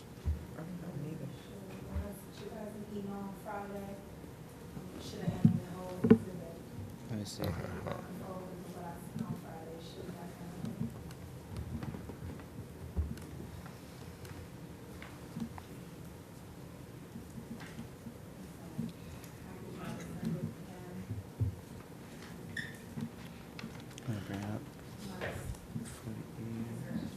Resolution 49, 48. Some, this is urban, there's two for urban. There's only a couple here, but there's two for resolution 49 and two for 48. There it is. Okay, yeah, I was looking through the folder, so I was. Oh, here's 49, give me a copy. I think you got two copies of 48. That's 48. Give me a copy. All right. Well, I'll start with questions to my far left, Ms. Bowers. Any questions as I'm? I don't have any questions. Thank you for your attendance tonight. Thank you.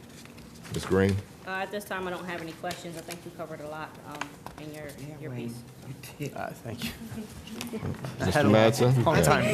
Very thorough, very thorough. No questions for me, thank you. I think you answered everything. Just a one. I just need, I agree with him, I just needed to see the cost. All right, Mr. Allett? Yeah, I mean, I know we're going to discuss the second one, but, and forgive me as I stepped out, nature called. Are we looking at two specifically for any particular reason? Because I know they're relatively the same reasons, right? Same services offered? Same service. So we, those were the two top of the letters of interest we received. Those were the selection committees gave those firms the most points. Basically, 9s out of 10s in every category is what it ended up being. I think the top 3 or 4 actually had 9s or 10s, so it was real close scoring. But so but we had to honor the method that we selected for the process, and so the two top firms, we would not assign them to the same project. Obviously, we would pick projects and assign to one firm based primarily on maybe the firm's experience or the inspectors available for the project. Yeah, so how would you do that? Interest. I mean, and I'm only thinking just like if the expectation with the firm is there an expectation about how much they'd be utilized as versus anything else, or? So I believe in the, this question came up during the solicitation, and we anticipated based on all the projects we listed and other upcoming projects in the next 3-year time frame, it would be around 1.5 million in inspection services. Now, some of that could come through like a PennDOT. So because we chose a selection method that's approved by PennDOT, take the Riverwalk project, for example. That project is federally funded, so it has to go through PennDOT ECMS system. Mhm. So we had to do a separate selection through the ECMS system to select a construction inspector. But because we've gone through a process, we could utilize One we had selected. one of these contracts. Gotcha. Yeah. So PennDOT calls these open-end agreements. A lot of, like, the county will use HRG because they're the county engineer. A lot of municipalities will use consistent firm. We've had Urban on 2 projects so far, and which is probably why they ended up being the top-ranked firm, just based on their experience in the city. So, you know, depending on how things go, I think the Second Street project, because Urban's on 3rd, might make a lot of strategic sense. Whereas like Mulder Square, it's a very unique project, and TRC brought a lot of uniqueness to the table. They just got off the accelerated bridge bundle from PennDOT, so a lot of their inspectors had a lot of experience in the rapid bridge replacement project and things like that. So. And for either one, because I figured I might as well talk about both of them essentially, or at least my questions, is there like a minimal participation, their expectation on their part in terms of how much business they receive in the course of this year or the length of a contract? Because we're really only paying when we use them, right? So Yeah, it's like kind of. No, I mean, I think. Or is there a retainer that we're paying? We would, no. There is no retainer. retainer. It's on an as-needed As-needed basis. So we would negotiate on a project by project. So we would say, you know, South Harrisburg pavement was a perfect example. And actually, which maybe the one question you should have is, why is that a ratification? Pensy Supply that was a 2-year construction project. That was based on what I felt was 2 years worth of work, what Aero Consulting, the design team, felt was 2 years worth of work. 119 ramps.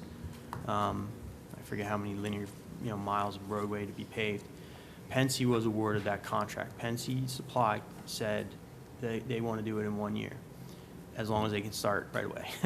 And so the PIB loan came in, and quite literally the next week they were out there doing ramps. Because, the fact that they can do it in a 4-month window instead of a 24-month window means that we don't have to pay this inspector 24 months. We pay him for, and they have a break. They're usually laid off during the winter months, 2 or 3 months out of the winter. They like to hunt, I guess, a lot of these inspectors. But so that 4-month, so we asked Urban Engineers, since they were already under contract for 3rd Street, felt it was, the solicitor's office was most comfortable with their contract already, if they could give us a 4-month, scope for full-time inspection services. And, some of that paving is going to be done at night, so we know that there's more than one inspector, obviously. That's a 24-hour operation, so they'll have at least 2 inspectors on that project when the paving hits. But that's how we anticipate doing it, is negotiating task orders underneath these contracts for specific projects.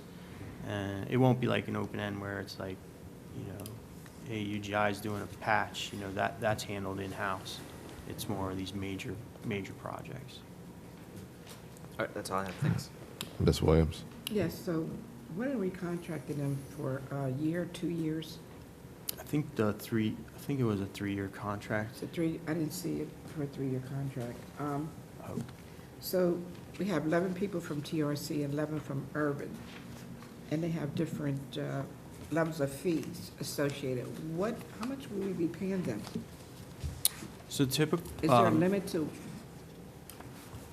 what we are going to be paying them, or? Well, the upset I believe the upset in the contract is 1.5 million to each firm. 1.5 to each firm?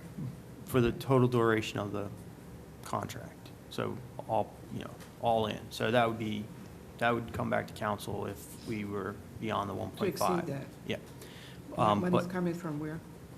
The funds, they're all project funds. So if we're applying for a grant, we would build this into the grant. We could just go through the ones here. So the South Harrisburg paving, that's coming either from the PIB loan. 2 million is coming from the PIB loan. 400,000 is coming from liquid fuels. Second Street, about 4 million plus. 2.7 is coming from PennDOT multimodal grant. I think 1.1 million from Impact Harrisburg. North 7th Street's very similar. I think it's 2.3 PennDOT multimodal grant. And then Mulder Square, 2.7. That is actually, the inspection services are coming out as general fund because the RCAP grant only doesn't fund what they call soft construction costs. They only fund like the brick and mortar. So it's 2.7 million in construction costs, and then we would pick up the inspection services. But we always build these into the project. Most funding sources, PennDOT included, have like a 20% max is what they like to see. 20% of the construction costs. So both of these providers will be doing a certificate of liability for $2.1 million? Yes, that's our More than that. requirement for general liability insurance. Okay, that's all the questions I have, Mr. All right. Ms. Daniels, any questions? I don't have any questions, thank you. And I don't know, Mr. Matson, did you have any or your? I did not. Okay. All right. Thank you. If there aren't any further questions, I ask that we add Resolution 48 of 2019 to add it for a vote. 48 of 2019.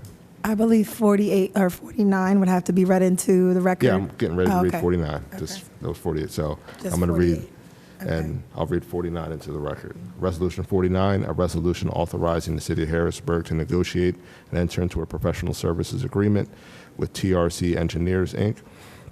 for the purpose of providing construction inspection and construction management services for the City of Harrisburg. And as Mr. Martin explained, a lot of this is similar to the same services essentially that TRC is providing, that Urban Engineers is providing to the City of Harrisburg, that just we have a backup firm. Is there anything, so this one has not been entered into yet. The first one we're ratifying. This one we are beginning those negotiations with them. Yes, sir. Okay. All right. Any additional questions regarding the construction inspection and construction management services? I just have a statement. We enter into agreements and we do not know the outcome sometimes. Can we get, periodically get an update about what they're doing and how much we're spending and what their services they've provided up to date? I'm always happy to give that. Okay, Sure. that's fine. Just like you come in quarterly and give us an update, if Okay. you don't mind. Can certainly do that. Okay. And then just one additional question. Since both resolutions outline the projects, and you mentioned Mulder Square as an additional project, do we need to amend that into this, or? I think the Mulder Square project is a little bit unique because the grant is actually awarded to the redevelopment authority, but under city code, the redevelopment authority can use the city engineer's office for tasks, and essentially it's our design. We've done the design. So there was always a question in my mind of how that project's going to be delivered, and in fact, I think the redevelopment authority is actually going to do the bridge loan for that project. So I don't know. It's up to the Law Bureau. I don't know that it has to be. I don't know that we list the projects in the agreement. I think they're projects as long as the funding comes through. Okay. All right. Correct. I believe that Yeah, the since agreement- the agreement does not define define the it, but the projects. resolution The did. resolution has maybe required on the following projects. I think there's room, that we could add, that these contracts could be expanded to include other projects. So there will be like the task orders under the projects. Will Right. Under the contracts will list Well, the specific projects. Okay. All right. Just a question I had. Okay.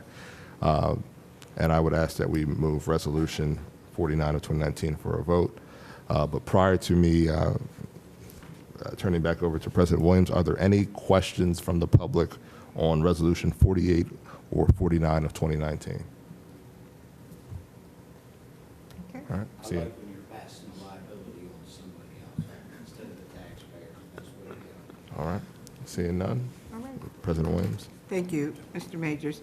I wanted to make sure, sir, because you asked. No, I was just curious. For public comment, okay. Okay, we are done with our resolutions. We have a motion to go back into the legislative session agenda. So moved. May I have a second? Second. Thank you. We're now back into resolutions, part of our legislative session. So Resolution 47, 2019. I hate to ask you to read that into, so we could vote on it. You want me to read it for you? You want me to read it in, or do you want Mr. Bowers? Ms. Bowers, You do you want me want to to read read it? Because Okay. we're sympathetic to your voice. Resolution 47 of 2019, a resolution authorizing the City of Harrisburg to submit a grant application in the amount of approximately $4.2 million to the U.S. Department of Housing and Urban Development's Lead Hazard Reduction Demonstration and Healthy Homes Supplement Program to promote, identify, and remediate housing-related health hazards in homes with lead-based paint hazards. Council members, any questions or comments on Resolution 47? Hearing none, please call the vote.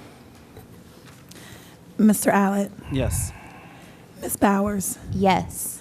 Ms. Daniels, Yes. Ms. Green, Yes. Mr. Mattson, Yes.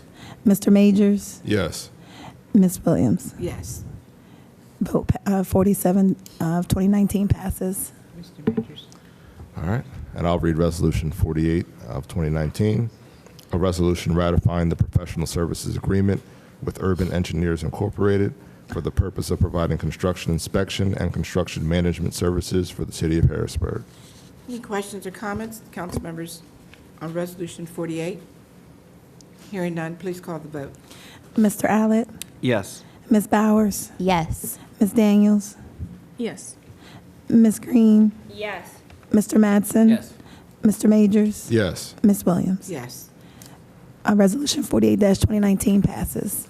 Thank you. All right, resolution, I'll read the second resolution. Resolution 4019 of 2019, a resolution authorizing the City of Harrisburg to negotiate and enter into a professional services agreement with TRC Engineers Incorporated for the purpose of providing construction inspection and construction management services for the City of Harrisburg. Any additional questions or comments, council members? Hearing none, please call the vote. Mr. Allett, Yes. Ms. Bowers, Yes. Ms. Daniels, Yes. Ms. Green, Yes. Mr. Mattson. Yes. Mr. Majors. Yes. Ms. Williams. Yes. Resolution 49-2019 passes. Ms. Bowers? Resolution 50. Resolution 50, 2019, a resolution to consider the City of Harrisburg's Historic Architectural Review Board's recommendation to deny the application of a certificate of appropriateness filed by Wendell Hoover to replace wooden windows with acrylic windows in the property located at 2015 North 2nd Street, Harrisburg, PA. I do have an amendment So make a to motion. the resolution. I'd like to make a motion to approve the application for certificate of appropriateness submitted by Wendell Hoover on a non-procedural basis. Precedential, sorry, I can't read your handwriting. And authorizing a test case for review by the board limited to the special window materials installed at 2015 North 2nd Street. So this motion is the test? The test. It is to approve it as a test, As a and if test, there are right. 4 Approve it as votes a yay, test. the certificate Okay. issues as a test. If there's 4 votes no, the certificate is denied. And then you would put approved or denied on the blank in the resolution. Okay. Repeat that? You Sure. could, you went out, you were in and out, Neil. That's me most of the day, Madam I know. President. So, Pardon me? Yeah. I was saying that it is the draft of the motion is to approve it on a test basis, on a non-presidential basis, and therefore, if there are 4 votes on the motion, then in the blank, it would be filled in by the clerk, approved with that condition, and if it is denied, if it's 4 votes no, then the certificate of appropriateness is denied. Okay. Does that make sense? Yes. So I'd have to second the. Yes. I'll second your motion. Thank for you. amendment. And right now, we're about to vote, we would vote on the motion. You're voting on the motion. Motion, on the first motion and first for a then test. as amended. Call the vote, please. So we're voting on the motion On the currently. motion. Okay. So Mr. Allett, Yes. Ms. Bowers, Yes. Ms. Daniels.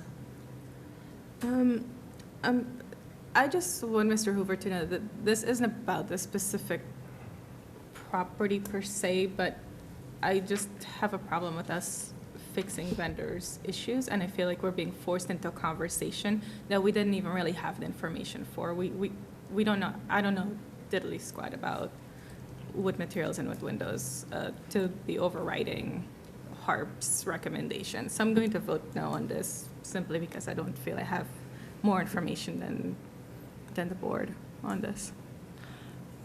Ms. Green, Yes. Mr. Mattson, Yes. Mr. Majors, Yes. Ms. Williams. Yes, So the motion to proceed passes thank you. Now voting on Resolution 50 as amended. as amended. Okay.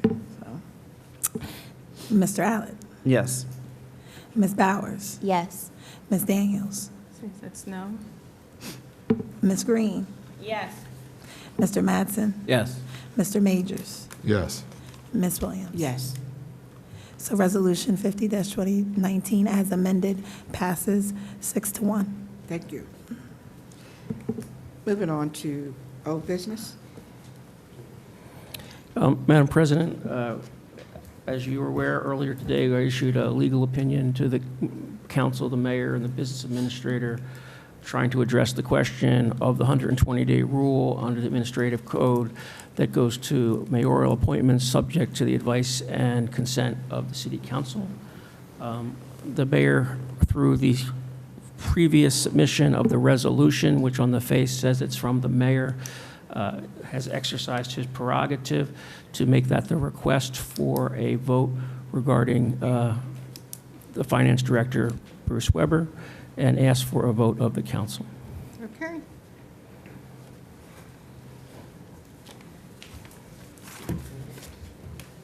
Would you like me to suspend the rules so you can interview Mr.? Would you like me to suspend the rules to interview Mr. Bruce, Mr. Weber? That's the request. You're fine. Would you like me to suspend the rules to interview Mr. Weber? Okay.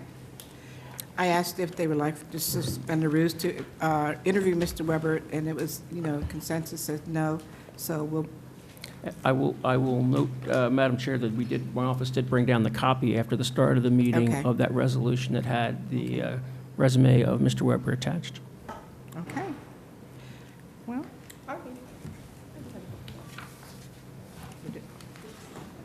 okay. Really? Do you want to ask questions?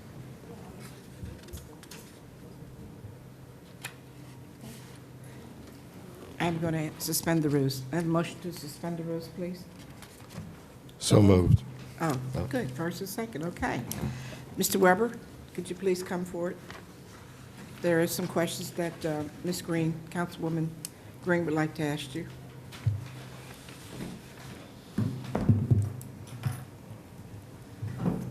Good evening. Good evening. Keeping with the format that we've had, I think it's appropriate to interview you like we've interviewed everyone else. So just a few questions. One, you've been in this position since 2014, correct? Correct.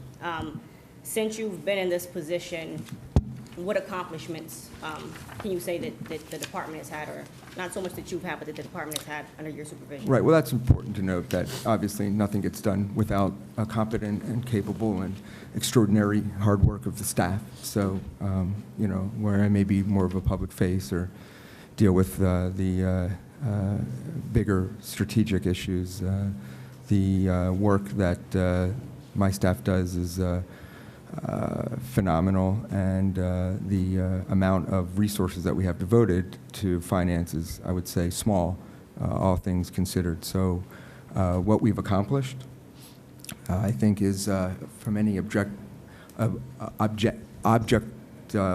measure is pretty significant. When we were faced with basically the strong plan that was implemented in late 2013, was essentially a Chapter 9 workout, which means that the city was functionally and operationally, financially bankrupt. There's no question about that. So the strong plan allowed us to have somewhat of a fresh start in alleviating significant amount of debt, sort of the balance sheet, a crushing balance sheet issue, essentially, from a financial perspective. But as we know, it didn't necessarily deal with the structural deficit that we had in terms of expenditures essentially exceeding revenues. There was, some of you guys weren't around during this time period, but when we actually got the financials from the state, we were still $4 million in the hole. We had $4 million of accounts payable, some 365 days outstanding. And there was only 2 people with no more than 1 year experience in the finance department. So that was sort of the situation that I walked into in 2014. So in that time, we hired a purchasing manager. We put in significant policies and procedures which were not in place previously, so that we could track our spending appropriately and do so in a way in accordance with policies and ordinances of the city and the state and essentially the federal government. We were able to take what was in the strong plan and put it into place. And that has allowed us to have 6, essentially, because we had two budgets we had to pass in 2014, 6 balanced budgets. And along those lines, we have underspent our budget in significant years. So we've been very good in terms of making sure that we're very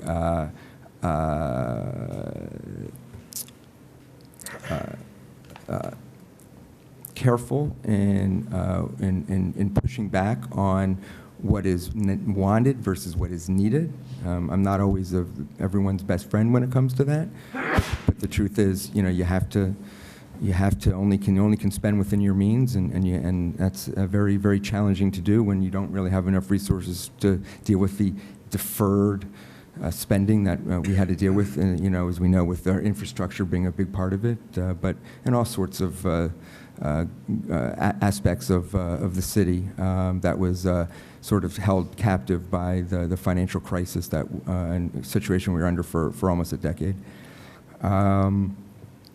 We were able to go through a couple transitions successfully between budget managers and grant managers, which is not always easy when you don't really have a lot of staff, and still be able to do a lot of the internal work that it's very challenging to see here. But if you come upstairs and see what we do on a day-to-day basis, there's a significant amount of compliance issues. State liquid fuels reporting, it's not easy, so that we get our state liquid fuels funds every year. Wayne's, very aware of, some of those things. We didn't have audits that were done. We were 4 years behind in audits when we came into when I took over in 2014, and we've been able to successfully actually get through our audits on an annual basis as required by the consent decree we're under. And have done so, in a way that has also allowed us, even though we don't have access to the capital markets because of our default, and that's still issues. We don't have the taxing authority secured that would give creditors confidence to back the full faith and credit of the city's borrowing, but has allowed us to go out and do equipment financing to help relaunch the sanitation, efforts that have culminated with, what is hopefully going to be a successful extension of that into Steelton. So we've been, and the Giza project, which, retrofitted all the lights. And so, they're just, those access to capital and credit is slowly marching us down the path to essentially being a normal government operating in a way that it should, which means it can borrow for long-term capital needs. We're not quite there yet, but we're getting there. We've been very successful in getting grants through combined efforts of everybody in the city at the federal and state level mostly, and then complying with those, which is very challenging. The amount of work that goes into the sinkhole grant, for example, which, you know, it takes a lot of coordination and daily hands-on work between grants, between engineering, between accounting, between purchasing, between treasury, between outside partners that we deal that with. It takes a significant amount of time, you know, but has allowed us to, you know, take what was a tragic, you know, occurrence back in 2014 and hopefully, you know, come out at the other end with, you know, something that's great for the, you know, citizens in general and, you know, allows us to then move forward in applying for other grants that you can successfully comply with what's often very onerous regulations. So, you know, I think those are, in summary, some of the few accomplishments that I've done, and you know, it's very challenging on a daily basis. It's a lot of work, but it's a very rewarding job. You know, contributing to what's my home, and you know, to the benefit of the health, safety, and welfare of my neighbors, friends, and community members, and have a very, you know, integral part of that, and it's a very worthwhile endeavor that I've been through for the last 5 years. Thank you. One more question. As we look to transition forward, what is your plan of action to make for sure we're successful and that we don't run into some of the issues we had in the past? Well, that's, yeah, you have to stay vigilant every day. It doesn't stop. You know, it's very easy to allow things to slide, and then, you know, one day turns into a year, turns into a couple years, and then you realize that there's issues. So it's daily vigilance in terms of compliance and understanding sort of the moving parts that go into projecting whether it's how we're going to spend our dollars or what revenues are going to back those spends. And it's something that you can't sort of take your eye off it all, and you have to always be very, very much focused on changes that happen, I say, if not daily, weekly, or monthly, and make adjustments, course correct, and not try to sort of ignore if there's issues that come up. Make sure that you address them cogently, clearly, collectively, and if you can, consistently, but you know, to some degree immediately, so they don't grow into larger issues down the road. And that's been sort of a, you know, the win the day type of mentality that I tried to institute in my department. All right. And then last question for me. How would you describe your management style, and how do you feel will be help the success of your department? You know, I'm very much, I would say, I expect results, you know, give direction and expect outcomes, but allow people to have the flexibility to do their jobs within the constraints of their own tasks and daily activities, which you know, can often change based upon priorities that come at you, that change based upon council or mayor or other issues, and so you have to be very flexible in allowing and communicate very well in terms of expectations of if deadlines have to change, and then what deadlines can change, and you know, be very clear, and that you know, that's you know, there's some things we have to, if you know, you can't miss. We have statutory responsibilities often with those, and my staff's pretty good about, you know, understanding, communicating with me, planning around large tasks, whether it's the audit or the budget or the 5-year plan, to make sure that we meet the deadlines that we publicly commit to or statutorily have to meet. Thank you. All the questions I have. Okay. Anyone else? Are there any changes in your responsibilities? Any changes? Yeah.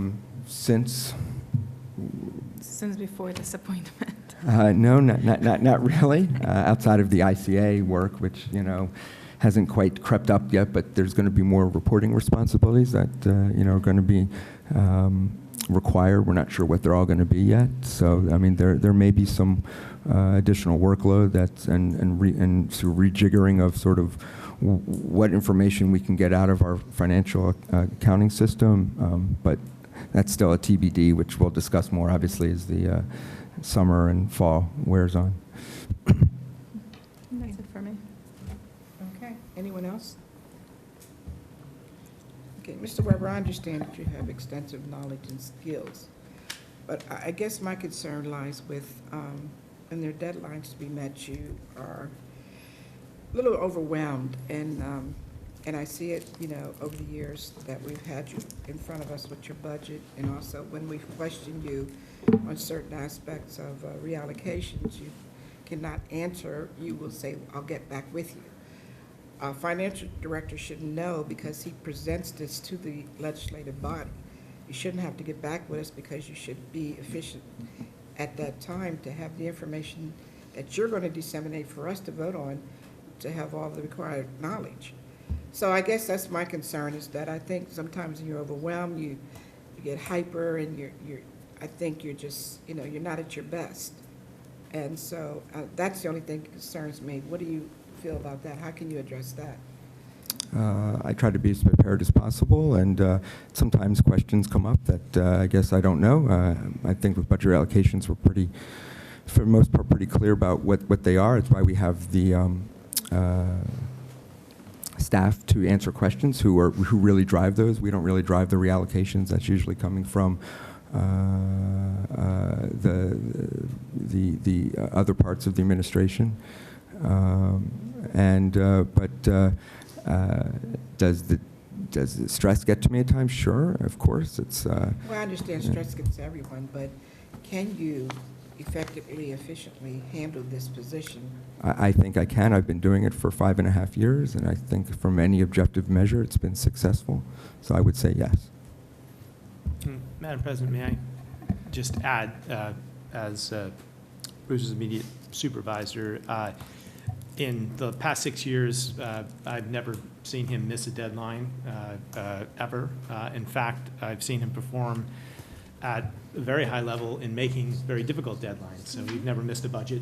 We've never missed. I think the most recent example of that was that we put together a 5-year plan for the ICA, you know, ahead of schedule and with incredibly little time. And then we turned around in 1 week a series of amendments to that plan, all at the request. So Bruce has always made deadlines that have been set. I'd like to also say I think he does some things which he hasn't mentioned, which maybe council isn't aware of, but he represents the city on the parking advisory board with you, police pension board, audit committee, I mean, CAT.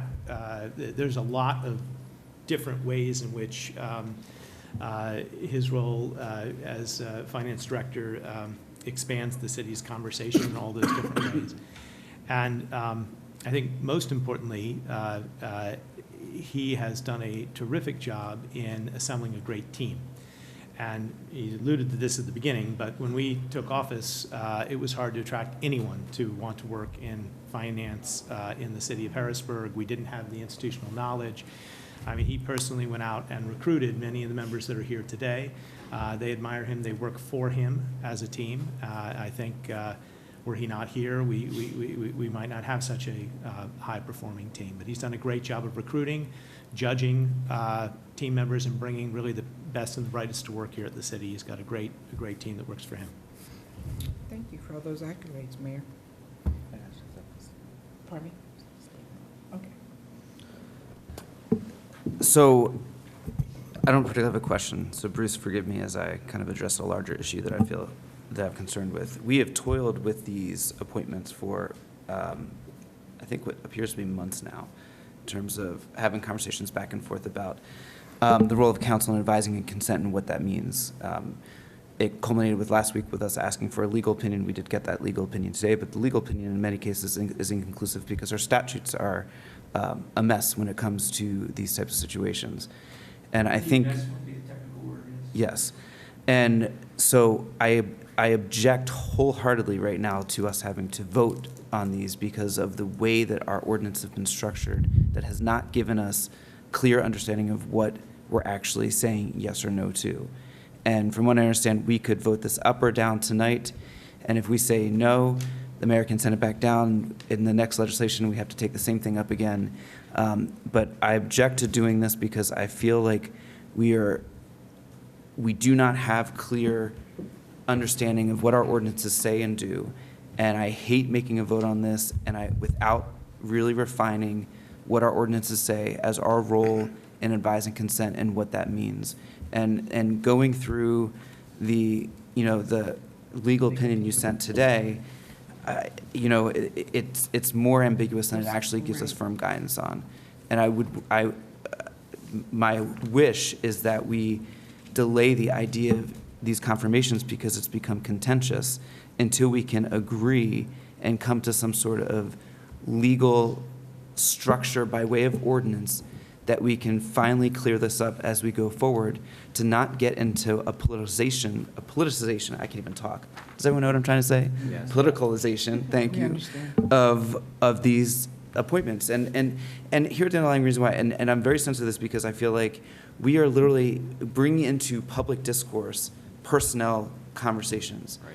And I am deeply and always deeply uncomfortable with doing that, whether we agree with the confirmation or not. We are literally bringing something into the public discourse that I think is really something that I wish we could resolve in a more internal fashion without having to put someone's qualifications of and lack thereof on full display. And I think that's where I'm really having a huge issue with us taking this up prior to us, especially after the legal opinion, taking time to clean up what the ordinance says that we do. I just like to say, and Neil can weigh in, you don't have to vote. That the legal opinion says that if you don't vote, it's deemed approved. So you could simply yield to the judgment of the administration. Okay, so I hear you, and you and I have had conversations about this on numerous occasions where I could yield to you, or there's a two-way street of more of a collaboration and when we have concerns that aren't addressed. So I could say, yes, I could confirm. I have talked with this you. Position for 6 years. Listen, I have has talked with you. And never once has a single concern been voiced on the record by any member of City Council. But that's part of the problem is that we don't like going on record to discuss personnel matters. No, but I've raised concerns every budget period, which is the time when we talk about budgets. So I've always been troubled that we don't have a stressed budget every year. But we have had our opportunities to raise issues with personnel performance during the times when their departments are brought online to justify their work. Whether for Bruce, it's heavily budget time. That's when he gets all of his questions, whether he's responsive or not. That's when we figure that out. For building and housing, it's whenever we're doing the building and housing money. So it's not like we have never had any say or had any input. It's just that a large part of us have refused to do the work it takes to bring the issues that we have with different people. I disagree with you actually on that. So, you could say that, that's your opinion. I've expressed in meetings, and my problem is when we get to this point and we were advising consent, Mayor, I just feel like, and this is directed at you specifically, if we bring up a concern or an issue, you're not receptive to what we have to say. It's like you want to bring it up if you want to bring it up. I'm not receptive. I have especially in these matter of appointments, we met. You, Mark, Wanda, and I sat down and met, and we talked about it. And Why don't you put on the record what your concerns are, and then we can see because I am very sensitive to the fact that I'm not trying to put stuff out into the public discourse. So you're saying you don't have a concern, or you have a concern but you don't want to make it public? I think it's obvious that we want to keep things appropriate, and there are certain things that you don't bring out to try to, embarrass a situation or call someone to the carpet in public. Certain things can be handled professionally, and they don't have to be handled with a temper tantrum or with calling it out on the floor or put it on the record. Mm-hmm. There are things that are supposed to be discussed in a confidential manner. And if there are concerns that are brought to you as a mayor, it is your responsibility as someone's direct supervisor to address those at least with Have you ever who have brought brought any to you. concerns to me, No, Councilwoman Green? No. and did I say I Okay. did? No, I'm just saying that as a direct supervisor, I think we all understand what direct supervisors do. You don't have to address the concern in public. You can address it with the person who brought the concern. Anyone else? Understood. No one's brought any concern. But I think the nature of these appointments, they are appointments, so they are part of the public record. So I don't think they're, it's an all or zero. We don't talk about their performance, or we only talk about it behind, in confidential settings. Like, if someone is late with getting to me with information, I can be very specific and say, this person did not get me this information by this time. If, during budget season, I'll say, I did not get this information. Like, or whatever it is, whoever it is I'm complaining about. So I don't think you have to personalize whatever the issues are, because sometimes people do their job and they may not have a likable personality, and sometimes they're very likable but very incompetent.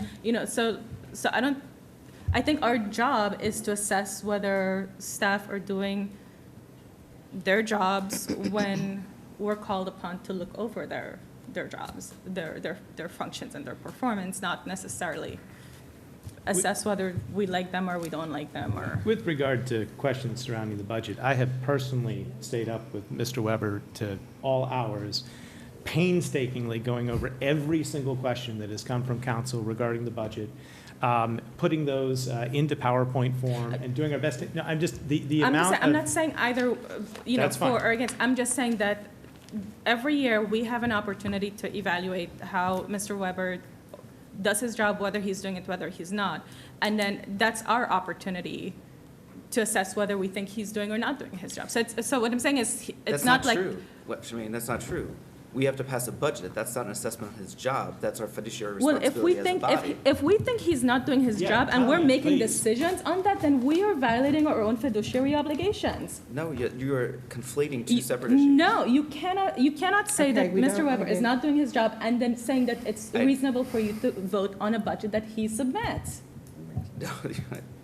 Okay, I don't want this to be a debate back and forth or argumentative decision that we have to make. I just want to say, I have never seen anyone work harder to answer council's question. I have no other member of my administration which has pushed me harder to recognize the importance of council and the importance of transparency.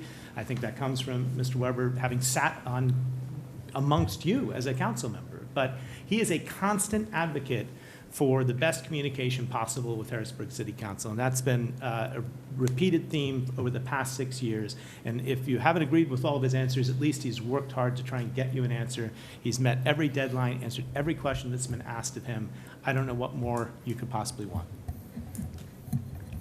Madam President, if I may, the guidance, and I appreciate what Councilman is saying. I understand the context of it.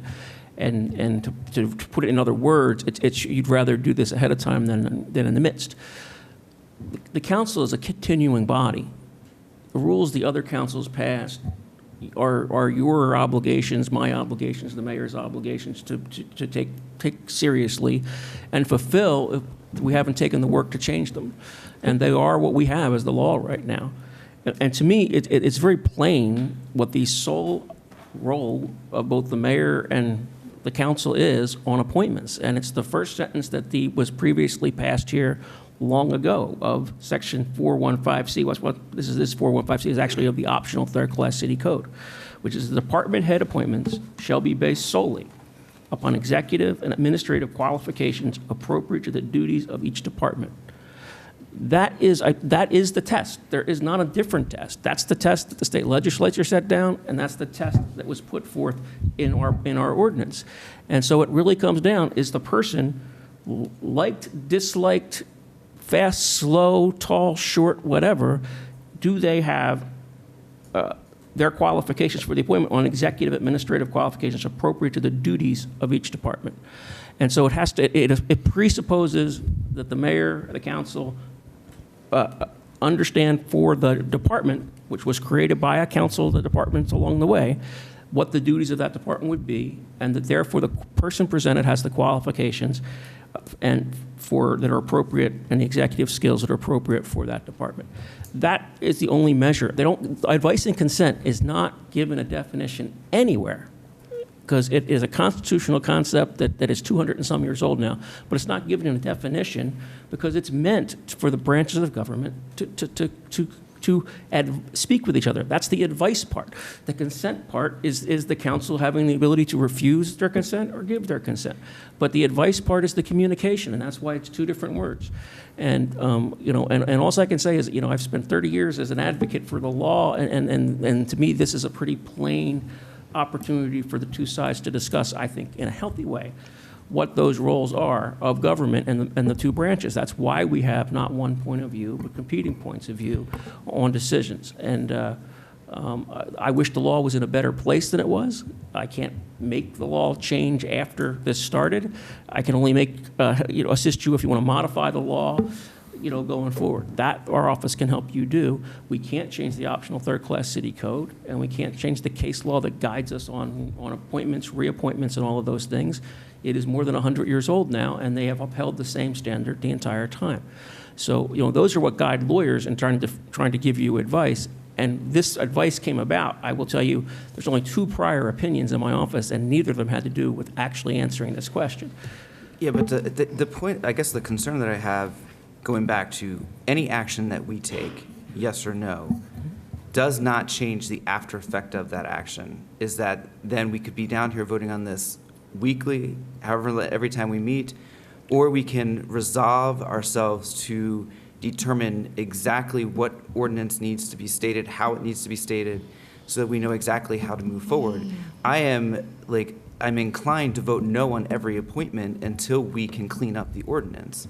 And that's something that I've been thinking about since we started talking about this, especially after I read this today. I'm like, I get what you're saying, but we have so much to clean up in this, so we understand. It doesn't get any more irresponsible than that type of a comment. First of all, it's your ordinance. It's council's ordinance. You can clean up that ordinance. Go for it. Clean it up. Yeah, but but voting no on every. But Mayor, we get this today, and just for the public to see. That's because you asked for an opinion. You correct. Trust we the would judgment of the administration. And yeah, because we need a legal opinion.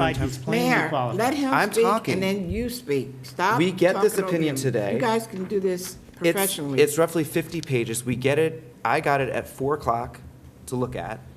We're looking to act on these things today. I'm merely saying I feel like these are being thrown down our throats to be able to vote on when I'd much rather spend time cleaning up so we understand exactly what it is that we're doing when we're doing it and what the implications of a yay or nay vote This would resolution was sent down when? April 5th? And we've gone back and forth. You've done nothing? Okay, that is not true. You haven't. That is not true, and you know it. It's not true. Well, it is true. It is not true. First of all, it's not true. Second of all, we have asked many times for opinions on things, and that's what we get. So thank you for giving us a legal opinion. But no thanks, I don't want to take this up tonight because I want to make sure that we can create the ordinances that give us the right process going forward with this. Well, the legal opinion says you don't have to take it up, but the law says he'll be approved if you don't. That's what it says. There we so go. Don't take it up. Okay. Anyone else? Ms. Bowers? No. Mr. Madsen?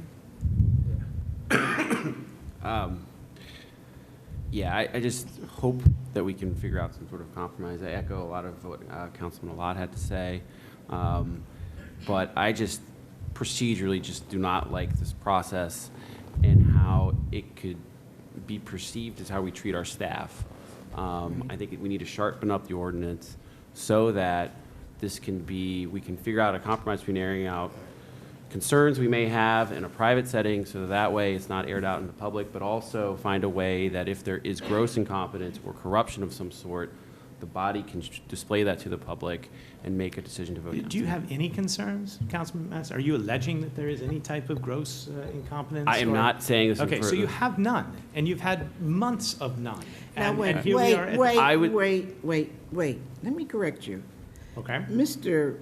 Weber was not available at 2 times. And then we didn't bring it down because we were waiting for opinion. So I'm correcting you on this April date that you keep constantly saying. Leaving that aside, I don't think there's any even hold on, let me alleged. finish. Let him finish. Let me finish. My statement was a general statement. It wasn't in the matter of Mr. Weber at this current time. No, it's not. It's just for general appointments in general. Then table the motion, don't vote on it, allow him to just pass forward, spend the summer rewriting the ordinance and come back with, a new protocol that we can adopt moving forward. But don't blame Mr. Weber. It's not his fault. I'm not blaming No Mr. one's Weber. blaming, All no right. one, no one's, So- Mayor, please do not put that in out to the public, that we are blaming him for anything. This is not personal. This is the way that the business has been running in the city of Harrisburg under 2 other mayors.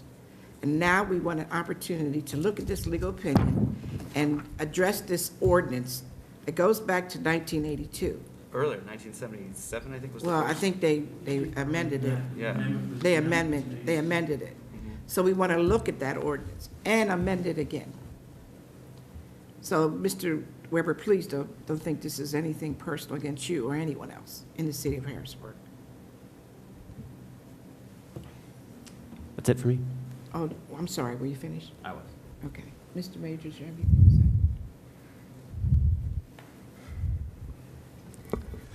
No. Okay. Any comments I have are for this body So right now. if we table this today, It's approved. it's approved. It's approved because that's what the ordinance says. Okay. That is just upon the request of the mayor, at least 7 days since the appointment. Frankly, that's not something that's in the forefront of my head, because these don't come up. And they all come up together because of one, because of the change in the budget structure, and 2, because you asked me for an opinion to go custom of it, tell you exactly what it says. Yeah, and I That's what guess, it I says. think the problem is that we got it so late, we haven't never an opportunity to decipher it. 11:30 this morning, I cannot tell you the number of hours of research and reading and writing it took me to put That's the together. same day. No, come on, Neil, now, you know I usually don't get upset with you, but it's the same day. And you gave it to us today. I finished at 11:30. Oh, okay. But the number of hours and days that went into that are significant. It's probably the longest legal opinion my office has ever issued, going back 40 years. Well, the days of doing business as usual is not it's not sitting well with us, so we're not doing this. I would like to have an opportunity to read this. I haven't had an opportunity to read your legal opinion at all. I understand. And I didn't even want to start reading it. I don't think that everybody Because or it's anybody's had the opportunity. Right, it's unfair for us to make a decision based on that. But to me, it's without the reading only it. thing I can do is give you as complete an opinion as I'm asked to give. That's what I did. And Mayor, I think it's wrong for you to bring him down and ask us to I vote on already him, brought him. excuse me, without us having an opportunity to read the actual opinion That that is not what has was happened. He was requested. brought down before the opinion. You No, requested the opinion. it was not. It's not on the agenda, is it? So That's it 'cause was you not didn't put it brought on the down. agenda. It doesn't have to be on the agenda. Okay. You do not It's have to vote. It's in my committee. I didn't bring it up then. Good, don't bring it up. All That right. sounds like the Well, best no, solution. you just for brought us. it up for the floor. I have not brought it up You from the did. floor. You just asked, Neil just asked us, and I'm not going to be in an argument with you. I'm going to call the vote, and it'll stand as it is. Please call the vote. We're going to have to come back into session. Oh, I'm sorry. I have a motion to go back into session. So moved. Second, please. Second. Thank you. Please call the vote. Can someone state the I guess resolution? I need to read the resolution. Yes. Resolution 25 of 2019 is a resolution confirming the appointment of Mr. Bruce Weber to serve as Director of the Department of Budget and Finance for the City of Harrisburg. Mr. Allett.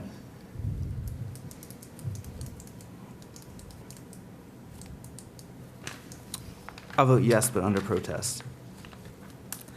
Ms. Bowers. No. Ms. Daniels. Yes. Ms. Green. Yes. Mr. Madsen. Yes. Mr. Majors. Yes. Ms. Williams. I agree with Mr. Alec that I do not like the way that it was presented. And for the future mayor, you just know that we will address any appointments quickly now since you have done this to us, because it puts us in an awful position against Mr. Weber to have him think the council does not want him to be in this position. I want him to understand that that's not what it is. It's that we want to be cautious in who we place in director positions in the city. So I agree with Mr. Allen and say yes. Resolution 25 of 2019 passes 6-1. Thank you very Any much. old business, council members? I'm sorry, what were you on? Old business? Any new business? Yes, actually. Yes. Go Ms. ahead. First. Okay, thank you. I just wanted to make the public aware that the Center for Public Humanities at Messiah College is offering the Hooverter course in the humanities this fall. The course provides tuition-free college classes to adults ages 18 years of age and older who are either high school graduates or GED recipients. The course participants receive instruction in 5 humanities disciplines: writing, communication, critical and ethical thinking, American history and civics, and creative arts from experienced college faculty members. The classes meet every Tuesday evening from 6 p.m. to 9 p.m. There are 2 semesters. Semester 1 runs from September through December, and the second semester runs February through May. The classes will be held at Downey School, located at 1313 Monroe Street in Harrisburg.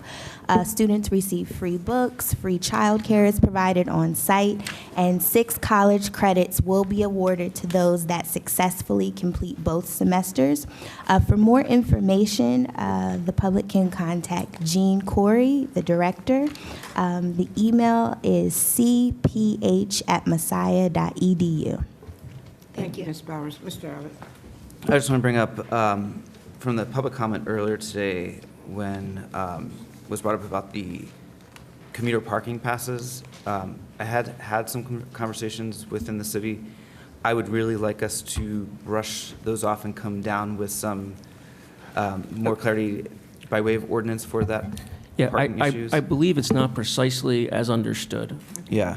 Because there has been a lot of developments in the law regarding regulations in municipalities since that time. One of the courts had thrown out regulations on taxation adopted by the legislative body in a mayor council Plan A because they said it was an executive function. So they threw out all the regulations. Our ordinance still say that regulations get passed by council. So what we've tried to take the approach is that regulations are both by executive order and passed by council just to protect ourselves. I think these are probably regulations that were not required to come to council because they were regulations, and I'm not sure if they weren't the parking authority's regulations. There was an ordinance.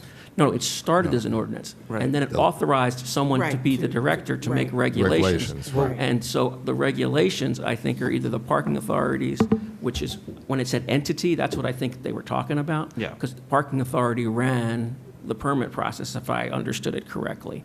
So I think there are regulations on the books. I think they are public because they're the parking authorities. They are. But I have to go look. I don't. Make sure because the parking authority is no longer. Well, and I think it still exists. It's SP, but it's under a different. No, Right. ours, we still have a parking authority, and so Rich Kotz is still the director of that. We still have a board, and he's also the administrator for the city. So I'll check with Mr. Kotz. He'll know the history. Okay. Yeah, and I mean, the reason why I think it's going to become a larger And issue, that's under particularly with public safety. with building the federal courthouse, that's only going to exacerbate the parking in and around those neighborhoods. And I think if we don't clear that up and be very precise, and the particular situation that Mr. Hansen was bringing up, I think is a relevant one in that what would classify someone as getting, a parking permit and what loopholes. And one of the ideas that I thought about is if we're going to follow guidelines, particularly around how the state uses guidelines for like per diem, for instance, travel, like how far you'd have to be able to qualify for something like that. I think the same thing might want to take a look for those commuter parking passes, that if you live in a commutable distance of Harrisburg, you probably shouldn't be able to apply for commuter resident parking. I will note that it is, I don't start from the assumption that every fact, as one person understands, is the facts. I agree. And that if your driver's license issued by the Commonwealth of Pennsylvania is for the address in Harrisburg, I'm not sure it's for the police or the parking authority or anyone else in city government to question that legitimacy. Someone with authority can question it, but we don't challenge every determination of every state agency. I'm not saying, I'm not looking at it from that perspective. I just want to make sure our regulations are clear so it offers clear guidance, you know, and then we're not, because again, the problem is the only people who suffer from such an abuse like that is our own residents when they're trying to find adequate parking. Right. And I think that's, particularly in light of what's happening, we've got to be very mindful of that. That is almost a perfect transition for what is sitting as one of the many things sitting on my desk, which is, or actually is, a draft ordinance prepared by Council for the Parking Authority to talk about business district parking similar to residential parking. And it was going to basically force the discussion of both.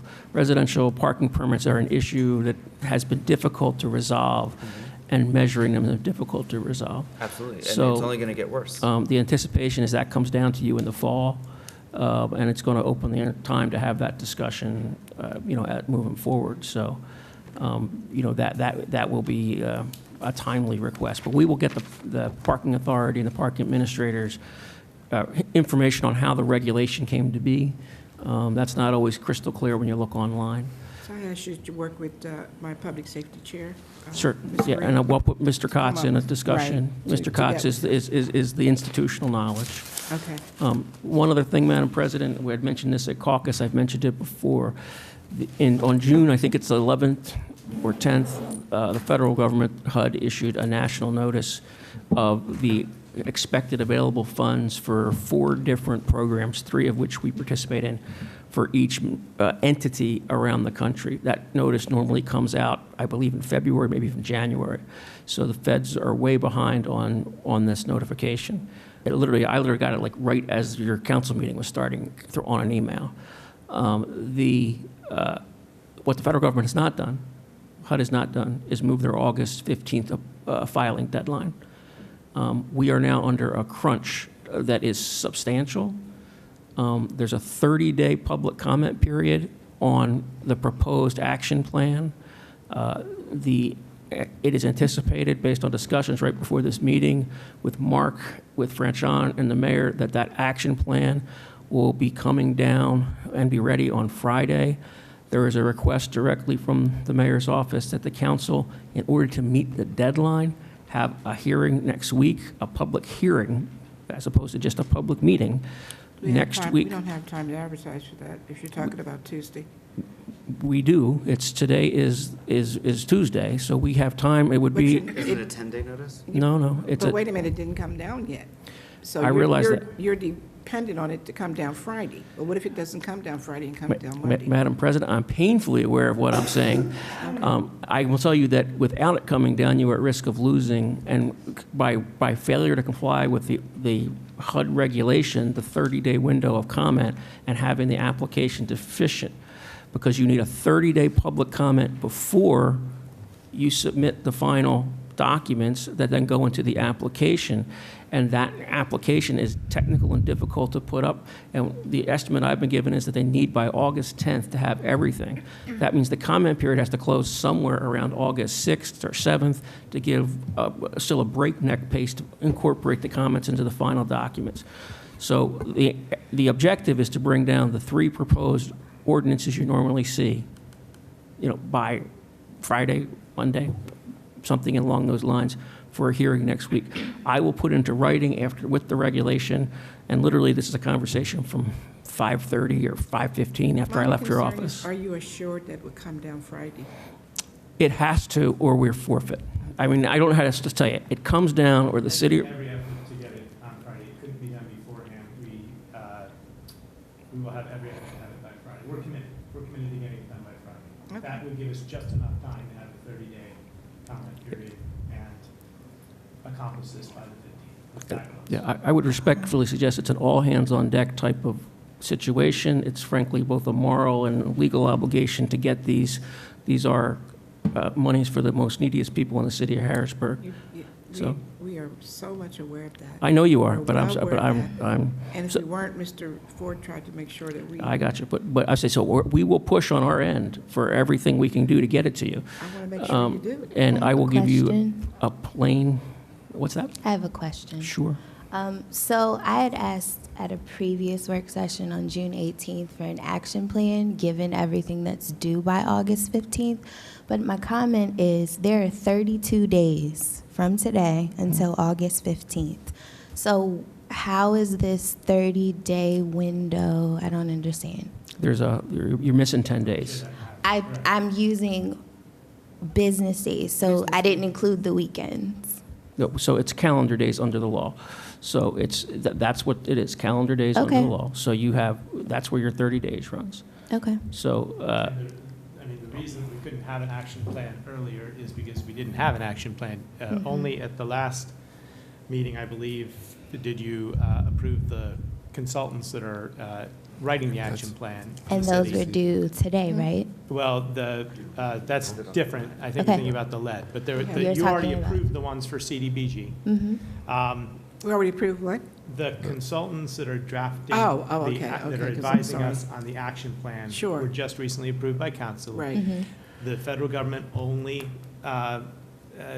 pushed back its deadlines for awarding it. It was not just Harrisburg, which is in the boat of trying to get this together at the last minute. Oh, absolutely. No, I'm not- just explaining the timing. That's why we are going to make it happen for Friday, and we Okay. would get council a copy of it even before, on Friday, even before we were to advertise and And before the so, hearing. my on question is to Ms. Dickerson, you will have the sub-recipients here on the 9th of July, and that will be our public meeting?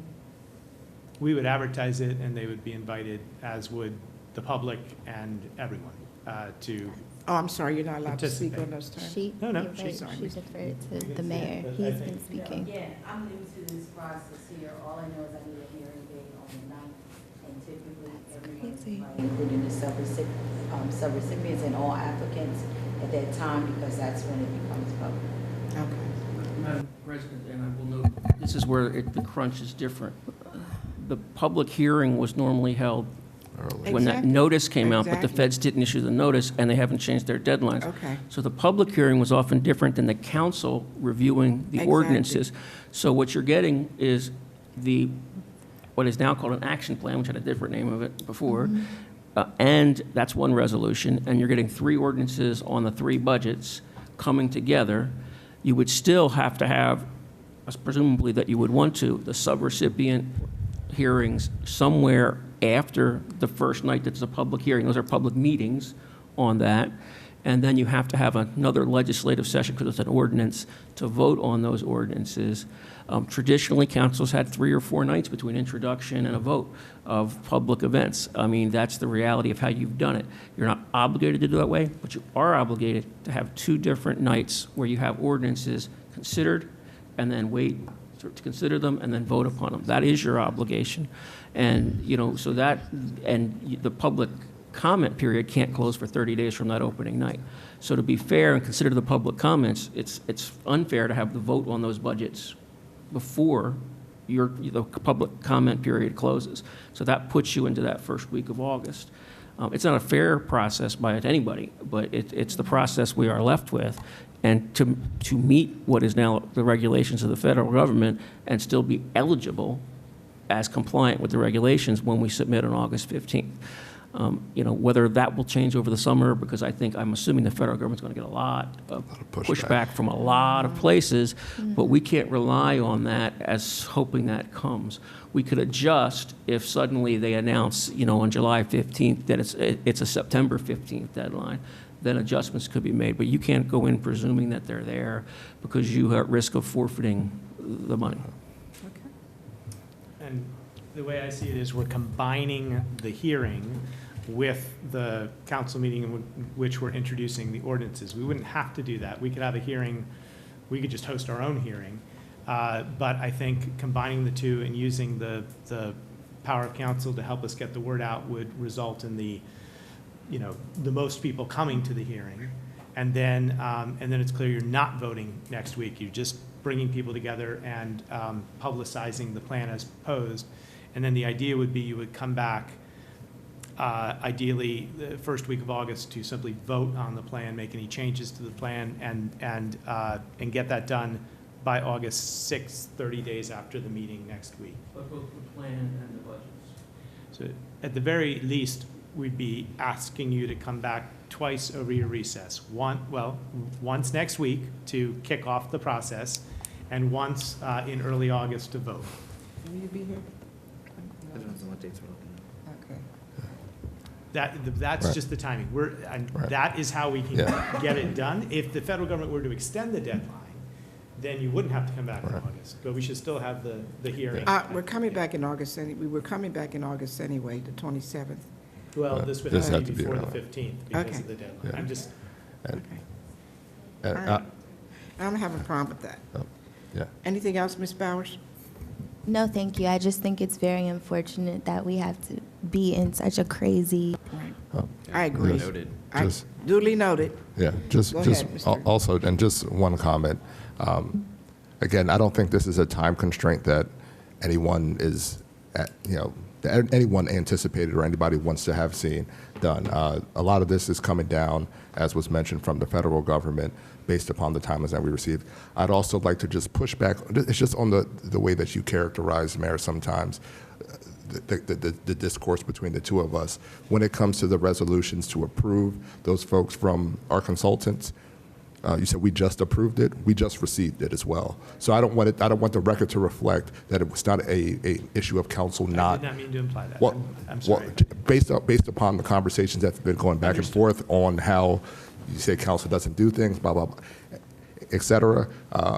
Just want the context to be clear in terms of those resolutions that we voted on in a special session on June 18th. We received them that day. We had a special meeting Exactly. to discuss those issues and then bring them forward. So I just want, as we're having this broad discussion, that the record reflects that we are acting as expediently as possible on these HUD, this HUD CDBG funding, because we all agree that we don't want to see it lost. And so the time constraints that are provided to us, as unfortunate they are, we have to comply. As long as you also acknowledge that in that same time period, council voted down our director nominee for building and housing, who is supposed to supervise the implementation of the contract as well as the team, lead the That has team. nothing to So- do with the fact that the federal government did not send the We are, required see information, Mayor. again, Don't try to put the we're speaking right. directly to one Right, issue, and right. we And you're can putting have your those reference conversations something else and trying to afterwards. blame council. No, I'm not going to listen to that. It's the federal government. Stop playing, stop work, and then now we are, 60 days. Well, we've asked previously 3 or 4 times, Ms. Bowers asked for an action plan. When are we getting the CBG information? So please, Mayor, don't try to put pit one of us against another with your administration regarding our ineffectiveness to be effective as legislators, because we do our job. We really do. Matter of fact, we go beyond and above and accept the 12-hour information and make a decision. And even to the point where I did have a special legislative session, which I didn't have to do, but I did to accommodate the administration and the citizens. Moving on, does anyone else have new business? Well, Harrisburg City Council was going on a hiatus, but I guess we'll be back on July 9th to vote on the CBG grant, but after that. Not vote, just have Well, a we public hearing. Have a and public introduce. hearing, I'm sorry, have a public hearing. But after that, we will be going on a hiatus, and I guess we'll be back on August the 6th, or the 8th, or the 9th.